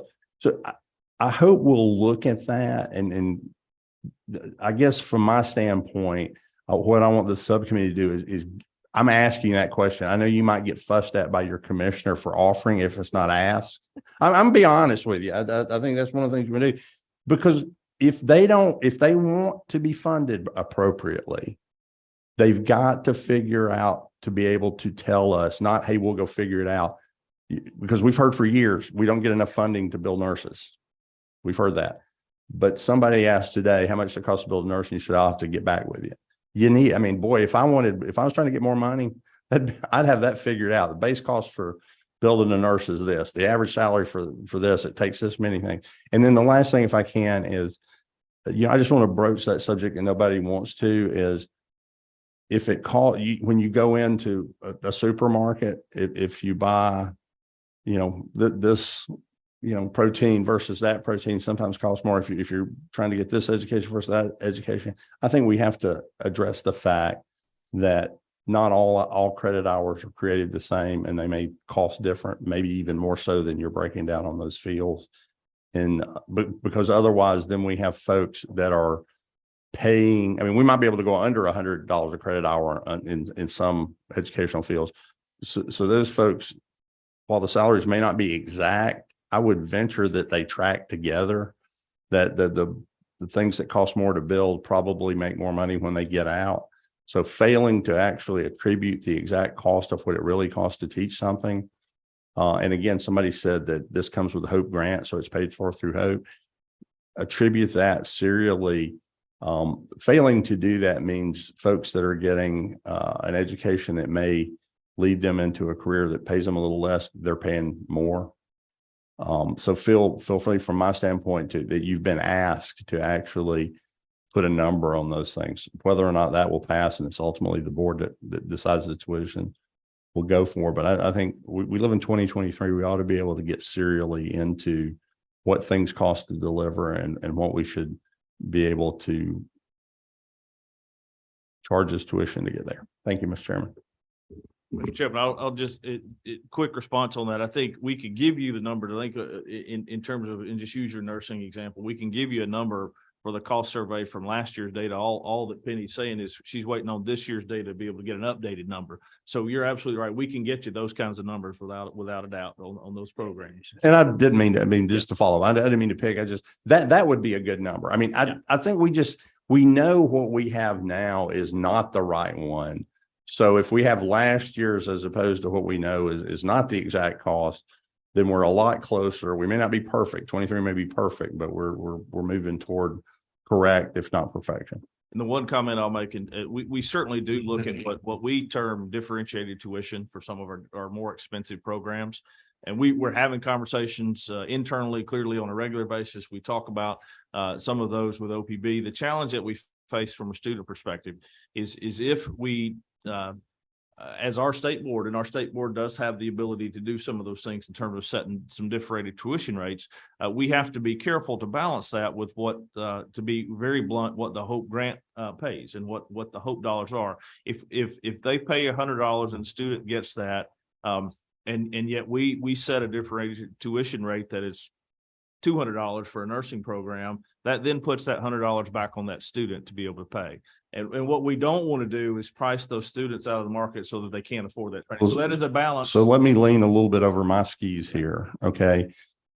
And the Hope grant, the amount it pays is set how? By the folks in this room. By statute. So I'm just saying that's a fair point, and it's a fair point to us. If we want it to be done right and we want people to do it, then we need to come to the table with the money. I mean, if it costs that, it's a zero-sum game, right? Somebody's paying it.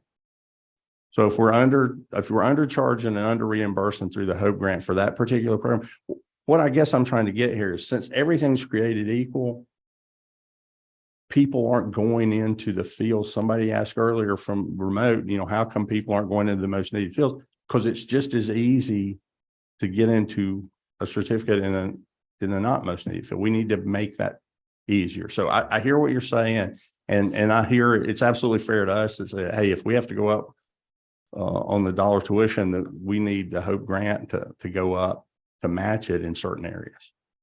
Fair enough. All right, Representative Barrett. Thank you, Mr. Chairman, and thank y'all for coming this morning and presenting. It feels like we're kind of at an inflection point in our economy with historically low unemployment rates and dramatically high inflation. And one of my colleagues was talking about marketing budgets a little while ago. And, we're at a place now with inflation doing what it's doing. Young people can't afford to buy a house. People my age who thought they were ready to retire are now starting to realize, gee, my money is not going to go nearly as far, and I'm going to probably live to be 95. So it's going to have to last a lot longer. Senior citizens can't afford to, hopeful, optimistic. Although the stress of being a legislator may change that. I just feel that number coming down. Senior citizens living on fixed incomes. Back to the marketing budget and getting the word out. How do we make sure that we're not the best kept secret in the world? We've got Lanier Tech in Forsyth County as an example, and they do wonderful things, but we helping our young people identify the possibilities of in a changing economy, helping and especially on the workforce development side, middle-aged people, and that's being gracious to myself to call myself middle-aged, but drawing them back into the workforce so that they are aware of programs that are available. Because I do know a lot of people that probably are empty nesters, people who would come back into the workforce that maybe aren't doing so because they're just not aware of the possibilities. And so that's something I've enjoyed getting to know you this first session, and something I definitely want to delve into a lot more with y'all about how are we getting the word out, exactly what's available so that folks will avail themselves of this wonderful program that y'all do. Well, we'd certainly be happy to continue that conversation. One point I will make, because I know we're in a hurry. as pieces have been moved to TCSG in terms of workforce development, career services, the quick start component that we've had for a long time, all of those pieces do begin to connect. And so we certainly look at ways to multiply and use each one of those pieces as what I'll call a force multiplier. And so while as we moved into the labor exchange world and the career services world, those folks give us an opportunity to introduce them more directly to TCSG opportunities and the things that are going on that'll get them back in the workforce sooner. And so we clearly would love to continue to have that conversation about how to best promote and find more partnerships and more opportunities to do it. But that is one of the things that we're recognizing and working hard at internally as the various pieces of TCSG Connect, from an introduction, perhaps in a quick start environment, to where someone wants to go to work for Hyundai and their first introduction to the technical college system is via getting trained for that first job, all the way through anything else that might happen to them. We are working across that whole spectrum to make sure that the services that TCSG provide and our colleges provide are brought to the surface even more. So. Well, discussion about not being the best kept secret is a good transition, I think, to program access and delivery. So if you'll stay there, we've asked permission from USG to kind of flip the script a little bit, because there's no reason for you guys to get up and come back in 2 minutes. So, or 10 minutes or whatever it may be. So we're going to keep you there and move on into the TCSG portion of the program access and delivery. I'll let you introduce your new guest and we'll go on. I will keep us rolling too here as we move into this piece. Again, we're going to talk primarily here about the access pieces and additional opportunities that we really think are changing the landscape from a technical education and workforce development front here. And to help really talk through these numbers, introduce Dr. Ray Perrin, who is our Deputy Commissioner for Technical Education. Let him lead this conversation. Thank you, Mark. Good morning, and thank you for this opportunity to address you today and share with you some information about our system regarding access. I don't know if this thing's up. There we go. We want to thank you for the support you've given us over many, many years. You know, we couldn't be doing the work that we're doing without your support. So because of the success and the support you're giving us, we're successfully closing the skills gap here in Georgia. We've got a great story to tell right now regarding enrollment. As Mark shared with you earlier, typically our enrollment is cyclical, and that when the economy is strong, our enrollment goes down. Right now, we're seeing an opposite for that. For the academic year that just ended, our enrollment was up 3.8%. The credit hours that we taught last year were up 3%. This enrollment growth that we saw in 2023 was no accident. Our colleges and our system leadership are deliberate in defining the challenge before us and developing prescriptive strategies to address these challenges. In April of 2022, Commissioner Dozier asked each college president to develop an enrollment growth plan. The plan was to identify enrollment growth and strategies, not only to address global enrollment, but also to address enrollment growth in the strategic areas, including CDL, nursing, manufacturing, cybersecurity, law enforcement, and aviation. In June and July of 2022, Commissioner Dozier, Mark Peavy, Laura Boach, and myself toured the state and met with every college president. At these meetings, every president in our system and their leadership team presented their enrollment growth plans to us. And we believe that had a direct impact on our enrollment growth in 2023. Again, the results speak for themselves. For the first time since we converted from quarters to semesters in 2012, we had year-to-year enrollment growth in all 3 semesters of the academic year. Not only was our enrollment up 3.78%, but enrollment in those strategic areas that I just called out was up nearly 9%. It was up 8.9% from the previous year.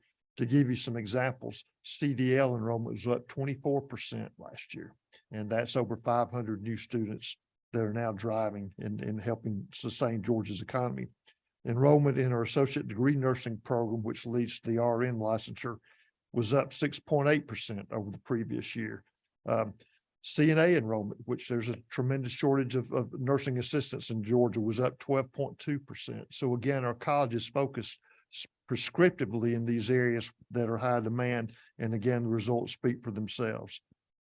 As we go into fall semester, our colleges have had a full year now to implement their plans. And as Mark shared with you just a few moments ago, it's too early to give you the exact numbers, but right now fall is looking like it's up tremendously over fall of last year. And again, that's just directly as a result of the hard work of our college presidents, the faculty and staff of each of our colleges. In terms of our students, just a little demographic information, 51% of our students are first generation college students, which in itself means that there's more support services that are needed to get them successfully through. Many of our students don't have anyone at home that can give them the insight as to how to navigate college. So we've got to be sure that we've got support staff in place. 26% of our students are full-time, which means that 74% are part-time. Many of our students are not only coming to school, but they're also working, supporting a family and raising a family. 64% of our students are female, 45% white, 38% African-American, 10% Hispanic. 79.5% of our students receive some sort of financial aid or they're a dual enrollment student, which means about 20% of our students are paying cash to come to school for us. This is just the credit side. We also experienced tremendous growth in our non-credit programs. They were up about 30% last year. We also had a 15% increase in our adult education enrollment last year. So, you know, we had a great year with the technical college system in terms of enrollment growth, and we're expecting that to continue going on into this current year. In terms of delivery and access, about 45% of our programs are delivered 100% on site. Another 10% are primarily on site. This percentage reflects the hands-on nature of our technical programs. You know, to train someone to be a welder, they've got to put their hand on a welder. They can't learn that remotely. They've got to come to campus to do that. 77% of our students took technical courses in this past academic year. 68% of all the credit that we offered, all the credit hours that were earned last year came into those hands-on lab-based experiences. The other 45% of our courses are delivered either primarily online or partially online. Our colleges have offered online courses for nearly 20 years. Historically, students were limited to taking courses offered at their own local technical college. In the past 3 years, we've developed the eCampus platform, which allows a student from anywhere in our state to take online courses offered anywhere in our system. In other words, student program opportunities are not limited by their zip code. They're able to take courses that are offered anywhere in the state. eCampus also allows us to provide instruction more efficiently for those high demand instructional areas that we've talked about. It also allows us to leverage the instructional capacity among all 22 of our colleges. Through eCampus, we can increase student enrollment by expanding access to courses, again, regardless of students' location. We believe that eCampus is another tool to assist us in improving student retention and graduation rates. And again, as you can see from this slide, our students are taking advantage of eCampus as we've grown from just 35 courses 2 years ago to over 270 courses offered in that format this past year. Another new and exciting initiative that we're undertaking is our movement toward micro-credentials. Micro-credentials are short-form educational programs that focus on specific skills or competencies. They've also been defined as hyper-focused mini degrees or certifications that prove that a student knows their stuff. We're developing these micro-credentials in direct response to business and industry needs. They're not looking for us to put someone to a program that may last 2 semesters. They're looking for people to go to work now. So we're developing these programs that are very short term. Students earn what we call badges, and you can think of those badges as like the merit badges you got in Boy Scouts or Girl Scouts. Those badges define that you had mastered a specific skill set. So employers who are hiring people with these badges can be assured that that student has that skill set that they're looking for. This past year, we've already issued over 25,000 badges. The strength of micro-credentials, again, is they focus on skills outcome. and they're in direct response to the demands that we're receiving from industry. Another way that we provide greater access to students is through statewide articulations. And we've developed a number of these with the Georgia Department of Education. These articulations allow students to get a jump start on college by awarding college credits for work completed in high school. We currently have 18 statewide articulations with Georgia DOE, and others are in the development process. Along these same lines, our colleges have many articulation agreements with their local USG institution. These articulations are typically developed institution by institution. Some of these articulations are true 2+2 agreements that allow our graduates to apply most or all of the coursework that they took at TCSG towards a credential at a USG institution. Other innovative initiatives include the GEAR-funded CNA pilot. The purpose of this pilot, which again was funded by the governor's GEAR grant, was to encourage more high school students to enter programs leading to careers in nursing. Well over 1,000 high school students at 30 locations have either earned or working towards CNA certification. The grant funds allowed these students to take the necessary coursework without using any of their dual enrollment or their HOPE hours, with the thought that they would use those dual enrollment HOPE hours later on in taking coursework that would lead towards an LPN or an associate degree in nursing. And again, this has just been an extremely successful program, and we're hoping that we can replicate this pilot in other degree fields in the coming years. As we go into the new academic year, we're going to continue to focus on the growth strategies that we used in AY 23. We're focusing on strengthening the already strong partnerships we have with business, industry, and community partners. We're currently engaged in holding regional listening sessions where we discuss the needs of our partners and come up with solutions to meet those needs. We held statewide listening sessions focused on healthcare during the summer. And at these listening sessions, it's people from our colleges meeting directly with business and industry representatives from these industries. Next month, we're holding a series of 4 listening sessions focused on the EV industry. In October, we're holding a series of 4 listening sessions across the state focused on aviation. Again, we don't want to just think we know what business and industry needs. We want to hear directly from them what their needs are so we can develop programs to meet those needs. And again, as we've already mentioned, one of the themes that we hear constantly from industry is they think that they need workers now. They don't need them 6 months from now. So in response, we're in the process of building short-term programs to quickly get graduates into basic entry workforce positions. These programs are designed to provide intensive instruction over a period of 3 to 5 weeks. The first wave of short programs is focusing on manufacturing, cybersecurity, construction, and healthcare.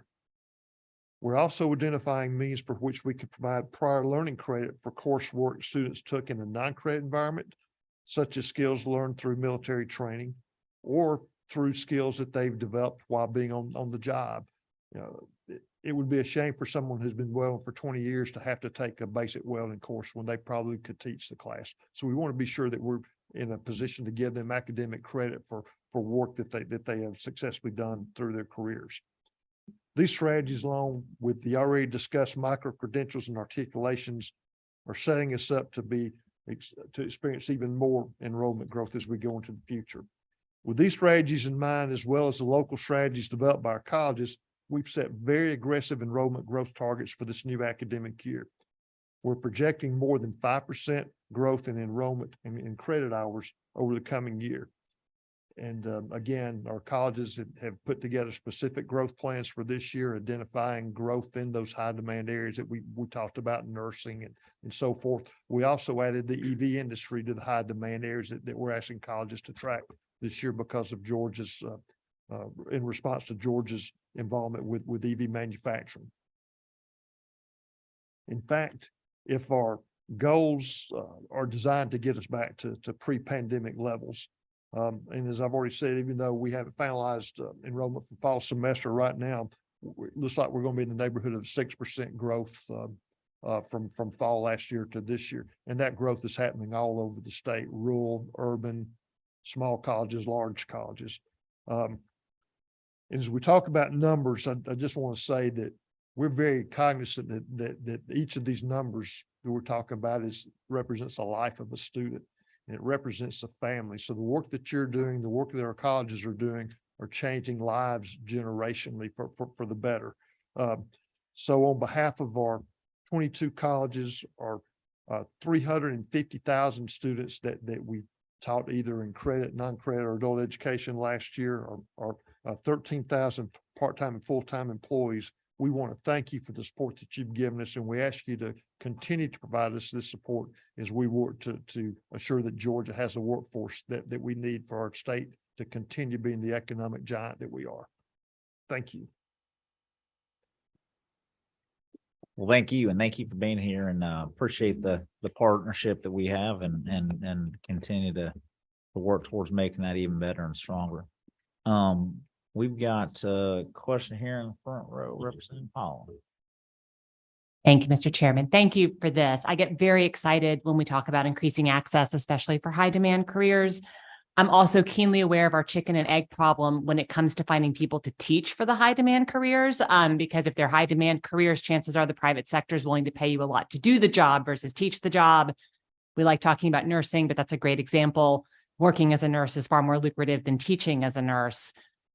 What can you do, or what can we do to kind of help fill that gap, to make sure that if we got everybody enrolled for these high demand careers that we needed to actually fill them, how do we make sure we have enough teachers to actually be able to teach them? Does that make sense? It does make sense. And that is a challenge that our colleges and our college presidents are facing, is we are competing with industry, and industry is hot right now. Salaries are much more than we can afford to pay. We do work to try to be as competitive as we can be. The thing that you'll notice about technical college instructors, and I don't want to say pay is not important to them, because it is. I'm not saying that, but our instructors come there because they have a sense of calling. You know, they're there because they've got a passion for their program, a passion for their students, and a passion for wanting to make a difference in the future. Now, that passion certainly is helped fueled if they're compensated appropriately for it. There's no doubt. And that is one of the challenges we face. I wish I could sit here and say we've got the answers for that, but we don't. Every college president is facing that, not only in nursing, but in welding, truck driving, all these areas. It's difficult to find instructors to fill these classes. Our colleges are doing it, but it is difficult. So I will specifically point to the additional funding that the House again led to put in the budget for those specific high cost programs. One of the main reasons they are high cost is because they're places where those instructors could be earning way more in the private sector. And so that is one of the factors, not the only factor, but certainly one of the leading factors that lead some of those programs to be more high cost for us. And so that was a huge benefit and a piece we'll continue to look at. So. All right, I do not see any other questions right now, but I appreciate you very much, and we look forward to. Can you follow up on the practicums with the nurse, and how is that working? Microphone. I'm sorry, if you need to get them out into a hospital to work, that used to be a limiting factor. Is that still how do you find that to go along with the instructors, but also to get them out into I don't remember if it's called an internship or a practicum, or it's the clinical yes. clinical experiences they have. And again, that is a challenge, no doubt, but our colleges are working directly with healthcare providers, whether they're hospitals, doctors' offices, nursing homes, living assisted facilities, wherever we can to get those clinical experiences. We've also been through the Georgia Board of Nursing's permission, so to speak, we have been able to implement simulation labs in our colleges, where many of those clinical hours can be done by high fidelity patient simulators. And again, that doesn't replace that hands-on real life experience, but up to 30% of their hours can be done in a simulation. And if you've had the opportunity to see these mannequins, but again, they're high fidelity. They cry when they hurt. I mean, it's it's close to a life experience they can have without actually being there. Part of the purpose for the listening sessions that we've held across the state in the month of June and July with their healthcare partners is to work on further developing those partnerships to increase the ability to to have more clinical experiences for our students. One of the barriers, for example, for clinicals is that each hospital or each healthcare provider requires our students to go through a background check, which includes drug testing and so forth for each individual site that they go to. Our students are typically going to 3 or 4 different clinical sites. So that's a lot of expense on the student to have to get these background checks done 3 and 4 times. So one of the outcomes of these sessions that we've held across the state is our healthcare providers are coming together to look for some way to centralize that. So a student only has to go through that background check once instead of multiple times, which certainly helps them from a cost side. We're also looking to expand the opportunities by having clinical experiences on weekends and in the evening instead of primarily during Monday through Friday in the daytime. So we're able to take advantage of those opportunities with our healthcare providers as well. Awesome. Well, again, thank you very much for being here and speaking. No, so I'm just going to say, Mr. Chairman, we thank you again for the opportunity. We look forward to participating as you need us as we move forward.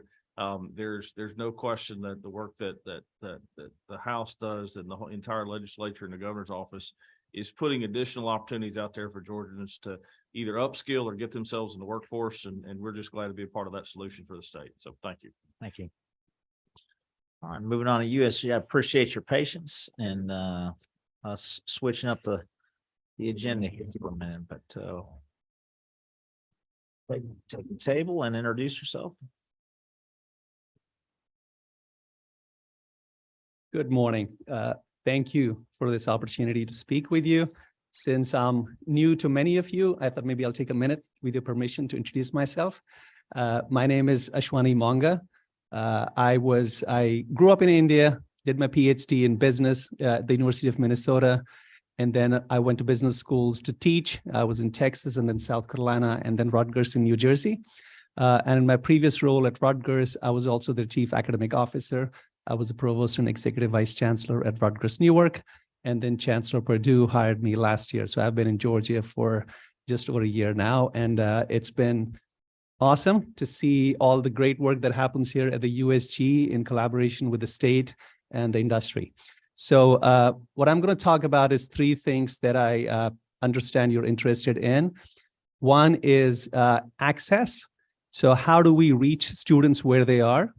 The other one is delivery, which is how do we deliver programs that are needed by the state and by the students. And the third one is on success. Are we really being successful in terms of delivering graduates and having high graduation rates? So let me start with COVID, because this is what disrupted everything we do, and definitely on access. So it caused a major shift to online classes. This chart is showing a mix of the first color. Purple is face-to-face classes. The green one is students taking a mix of face-to-face and online classes. And the third one in blue is online classes only. So as you can see, what happened in 2020 was a major shift away from face-to-face classes. But then we are kind of coming back from that. It does not mean we're moving away from online delivery, because that's access to many of our students. But at the same time, we do want to maintain the cultures of the institutions and have face-to-face delivery wherever students want that. So as devastating as COVID was, there were many best practices that we learned, because that's when access really suffered. And what we realized, so we built our, for example, teaching remote classes. And so there was a lot of development done there, which is now helping us at this point. But it's not just classes, it's tutoring, it's advising for academics, for career advising, financial aid. And by having remote options wherever possible, if a student has a question on a form they're trying to fill out or anything, they know they can reach us anytime, and they don't have to come during specific hours to a specific building. And of course, we have 26 institutions, many of them with multiple campuses across the state that help our students. But we also have the benefit of being the Georgia Public Library Service as part of the USG. And so we have 409 public libraries that students can study in. There are quiet spaces, workstations, printers, Wi-Fi. They also allow checkout of laptops, tablets, Wi-Fi hotspots.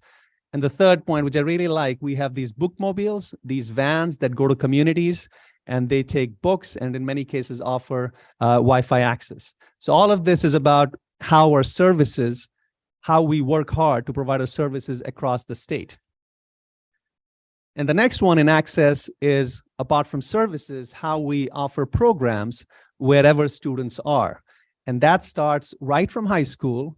We have several dual enrollment courses. We also participate in the career technical pathways, like through our Georgia Film Academy. And then we also help students.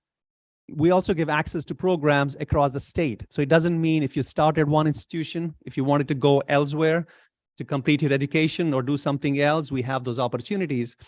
And we work on many of these, processes. For example, dual agreements. So we have a degree, for example, in Georgia Highlands, a BS in Building Information Modeling Management. But then if you want, you can move on to Georgia Tech and have a second degree in building construction. So we're looking at dual agreements like this. We have Regents engineering pathways. So you could start at Georgia Southwestern, for example, and then do your engineering at Georgia Southern or a Georgia Tech or any of our other engineering colleges. And third, transfers, which happens very frequently in our system. We have a very strong general education curriculum with foundational courses in English, math, science, and so on. And so 42 of these core courses transfer across institutions, as well as 18 hours of the major, as long as you stay in that major. And finally, third, just like TCSD described, we also have an e-campus where we offer core classes. So for students don't have to be, if a core class at their institution does not work for them for the specific time it's at, they can take a core class from our central e-campus. We have a few e-majors as well from the system as a whole.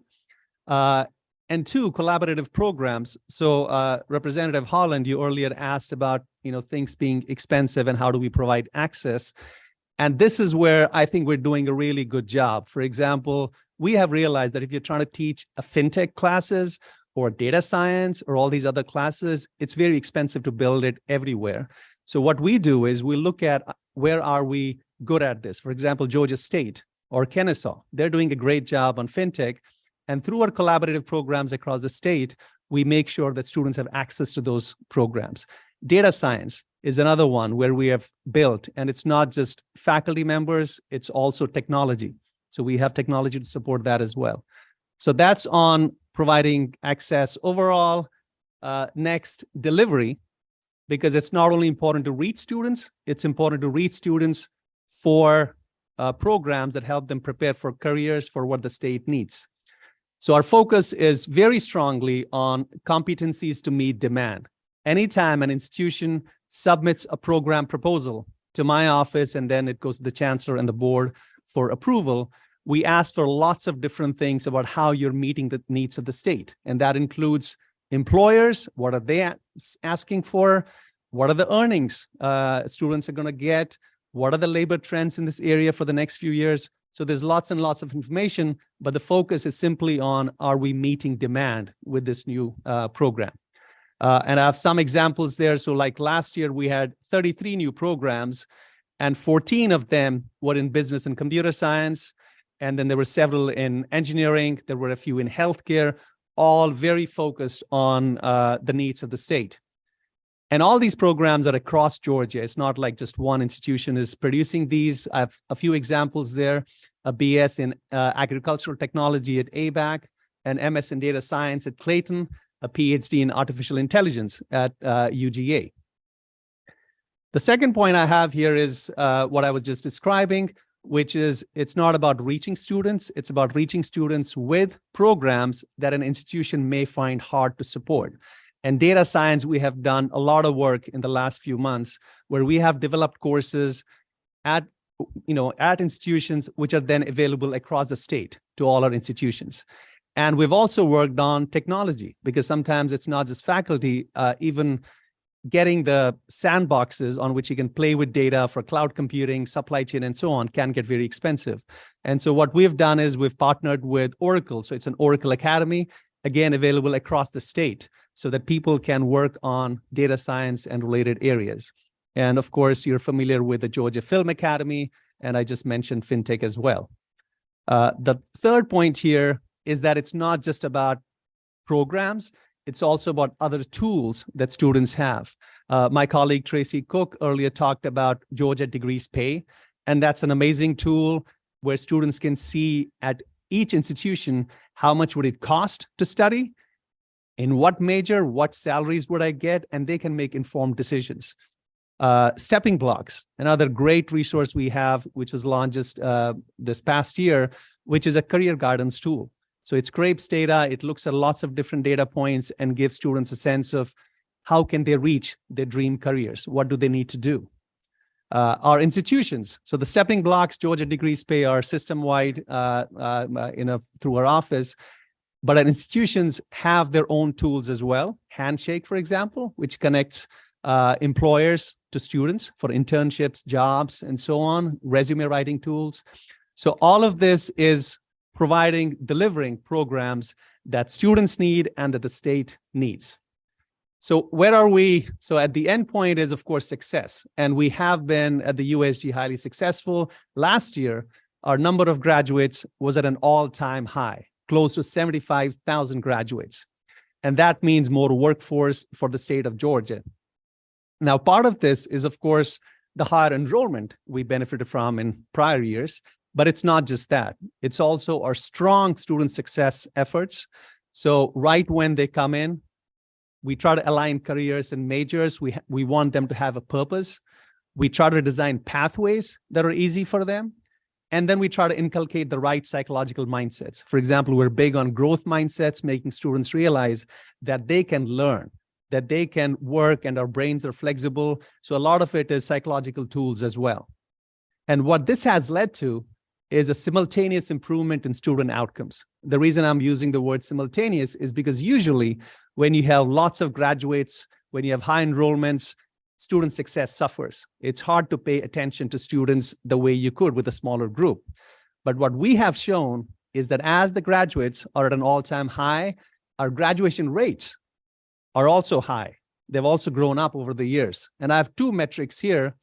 The first one is higher graduation rates. So the gold standard when you're trying to see success is a 6-year graduation rate for a bachelor's degree.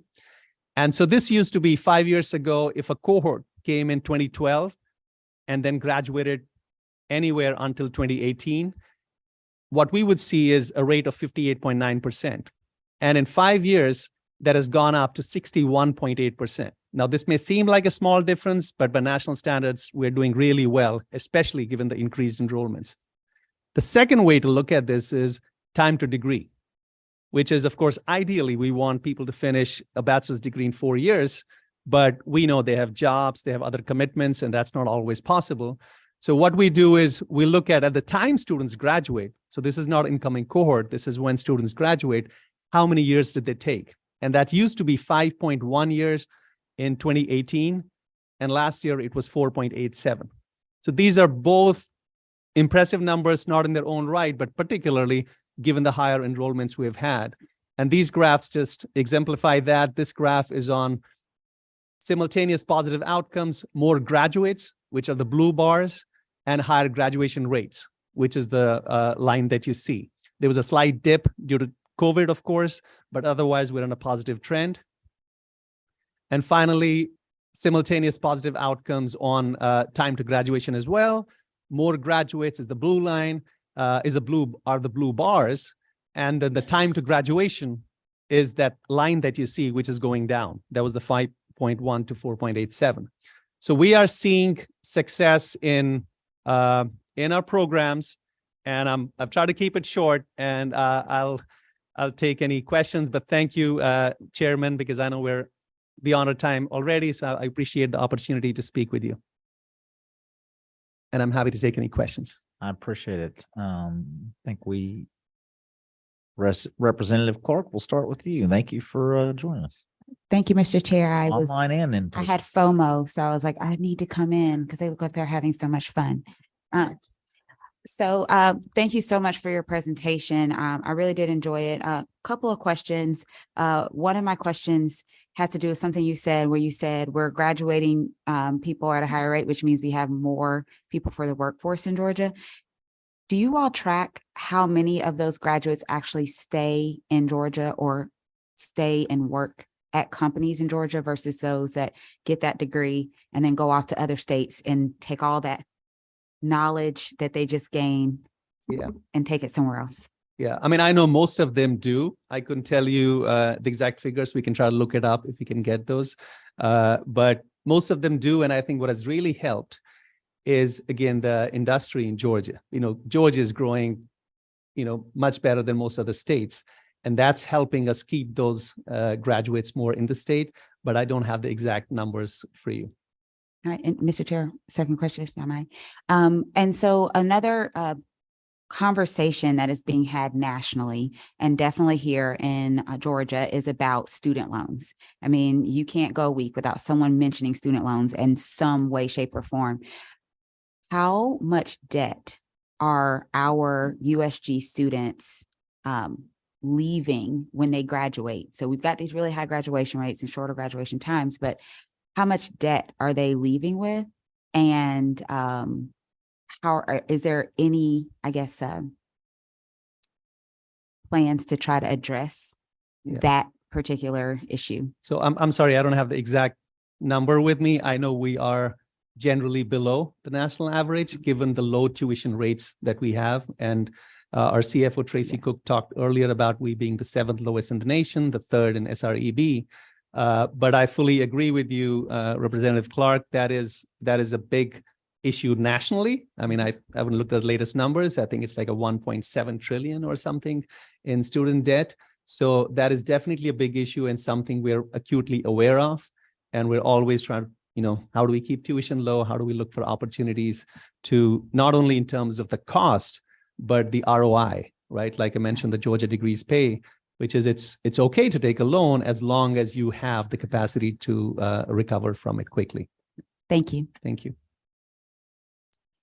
We'll transition online real quick to Representative Park. Oh, thank you, Mr. Chairman. Do it again. No, can you hear me? Can you hear me? Now we got you, Representative Park. Thank you, Mr. Chairman. Thank you, Dr. Monga, for your presentation, and certainly welcome to Georgia. You mentioned that part of the work you're doing is psychological training for the next generation of Georgia students. Could you speak to the preparation y'all are providing when it comes to this artificial intelligence and the potential disruption that we're likely to expect over the next 5 to 10 years when it comes to the economy and what jobs, and whether or not students feel that they're prepared, and whether or not adaptability is kind of one of those psychological characteristics that you're trying to instill with Georgia students, and whether or not that builds greater trust when it comes to institutions of higher learning, knowing that if jobs do change, they can return and reskill as needed. Thank you for that question, Representative Park. So yes, we are, we have been watching the areas of artificial intelligence and other areas as well. In fact, as part of my unit, we have an academic innovation unit where we're always looking for supply-demand gaps. And we've started to see not just in data science, it's kind of getting, higher order skills in AI and other areas. I already mentioned some of it is the programs happening at our institutions, like the PhD in artificial intelligence at the University of Georgia. And many of these programs are coming up. And in fact, even in the other programs that we have had, that we have approved this past year, we have seen a trend toward areas that are more connected to what you were describing in technology. The other part I would say is, as I was mentioning earlier, it's not just the programs, it's also the technology that helps people train on those programs. That's what I mentioned, the Oracle Academy. And that's, again, another area in which we are intensely looking at. How can we get those sandboxes for people to play with the latest technology? So that's, again, something we're really focused on. And I think there was a second part of this question, which did I miss something, Representative Park, from what you had asked earlier? The psychological aspect That's or right. characteristic of trying to install students. Yes. That's right. That's right. So another thing we're doing, I mean, I mentioned some of our efforts like in growth mindsets and so on, because we believe if we want our students to learn, It's not just always resources. It's about them knowing, having the confidence that they can learn new things. And so a lot of our work is in that area. But what I would also add, and this is something we're actually going to be taking to the Board of Regents very soon, we have been working on our general education curriculum and trying to look at career-based competencies, right? So which is, communication, problem solving, all the other things that our employers are asking for, because it's not enough to just deliver the content and say, this is what you need to learn in math or science or any other area. It's important to look at broad competencies, which can help students move on quickly to these fast moving areas like the ones you're mentioning. So I'm hopeful that, if as it proceeds and if we get board approval, then that'll also help us move forward in the direction you're saying, along with, so it's kind of the soft skills, it's the psychological tools, and then it's the content areas all working together. Does that make sense, Representative Park? Absolutely. Thank you, Doctor. Thank you. All right, we'll finish up with Chairman Morton.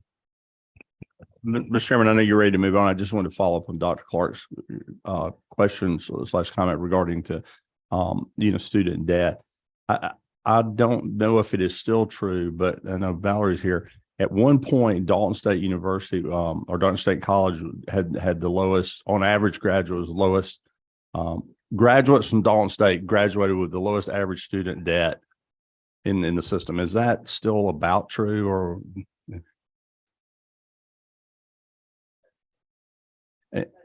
And how much on-campus housing do you have at Dalton State? Yeah, 3. But my point is, and I think everybody needs to understand that this is no poke at Dalton State, is what typically drives students in debt, because we've kept our tuition, is the cost of living when you leave the nest, if you will. I'm not saying that it is what it is, but I think it's gotten significantly more expensive to live in Atlanta, Georgia, to live in Athens, Georgia, to live away from your family in Dalton than it is. So I just want to point that out when people talk about the student debt load. Part of that is a decision to move out and to set up another whole household and to go in debt to do that. Just like if one were to come and start a job with Kia down in West Point and get a house. So I don't want the university system or the technical college system to take a black eye over student debt when I think we've done our part to keep the tuition low. I agree. Thank you.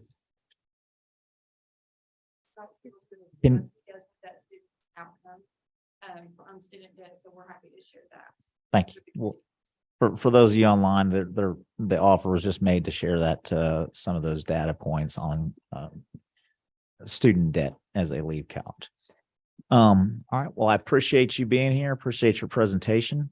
Members of the committee, appreciate y'all very much. I did omit Miss Christie in the corner from Ledge Council. I think you've had your hands full this summer with a newborn after a session. So congratulations. Glad you're here as well. The presentations from today have been emailed out to the committee so that you guys have those for anybody that's watching online that are in your email. You can peruse those and prepare yourself for future meetings. Also, lunch is being provided in 605 CLB for committee members. A delicious Chick-fil-A box lunch from Metro Atlanta Chamber is sponsoring that, so appreciate them for doing that. You can pick that up and eat at your leisure. The dual enrollment in TG, Chairman Fleming will have at 1:30 in this very room. So appreciate everybody being here, and we will stand adjourned. Thank you.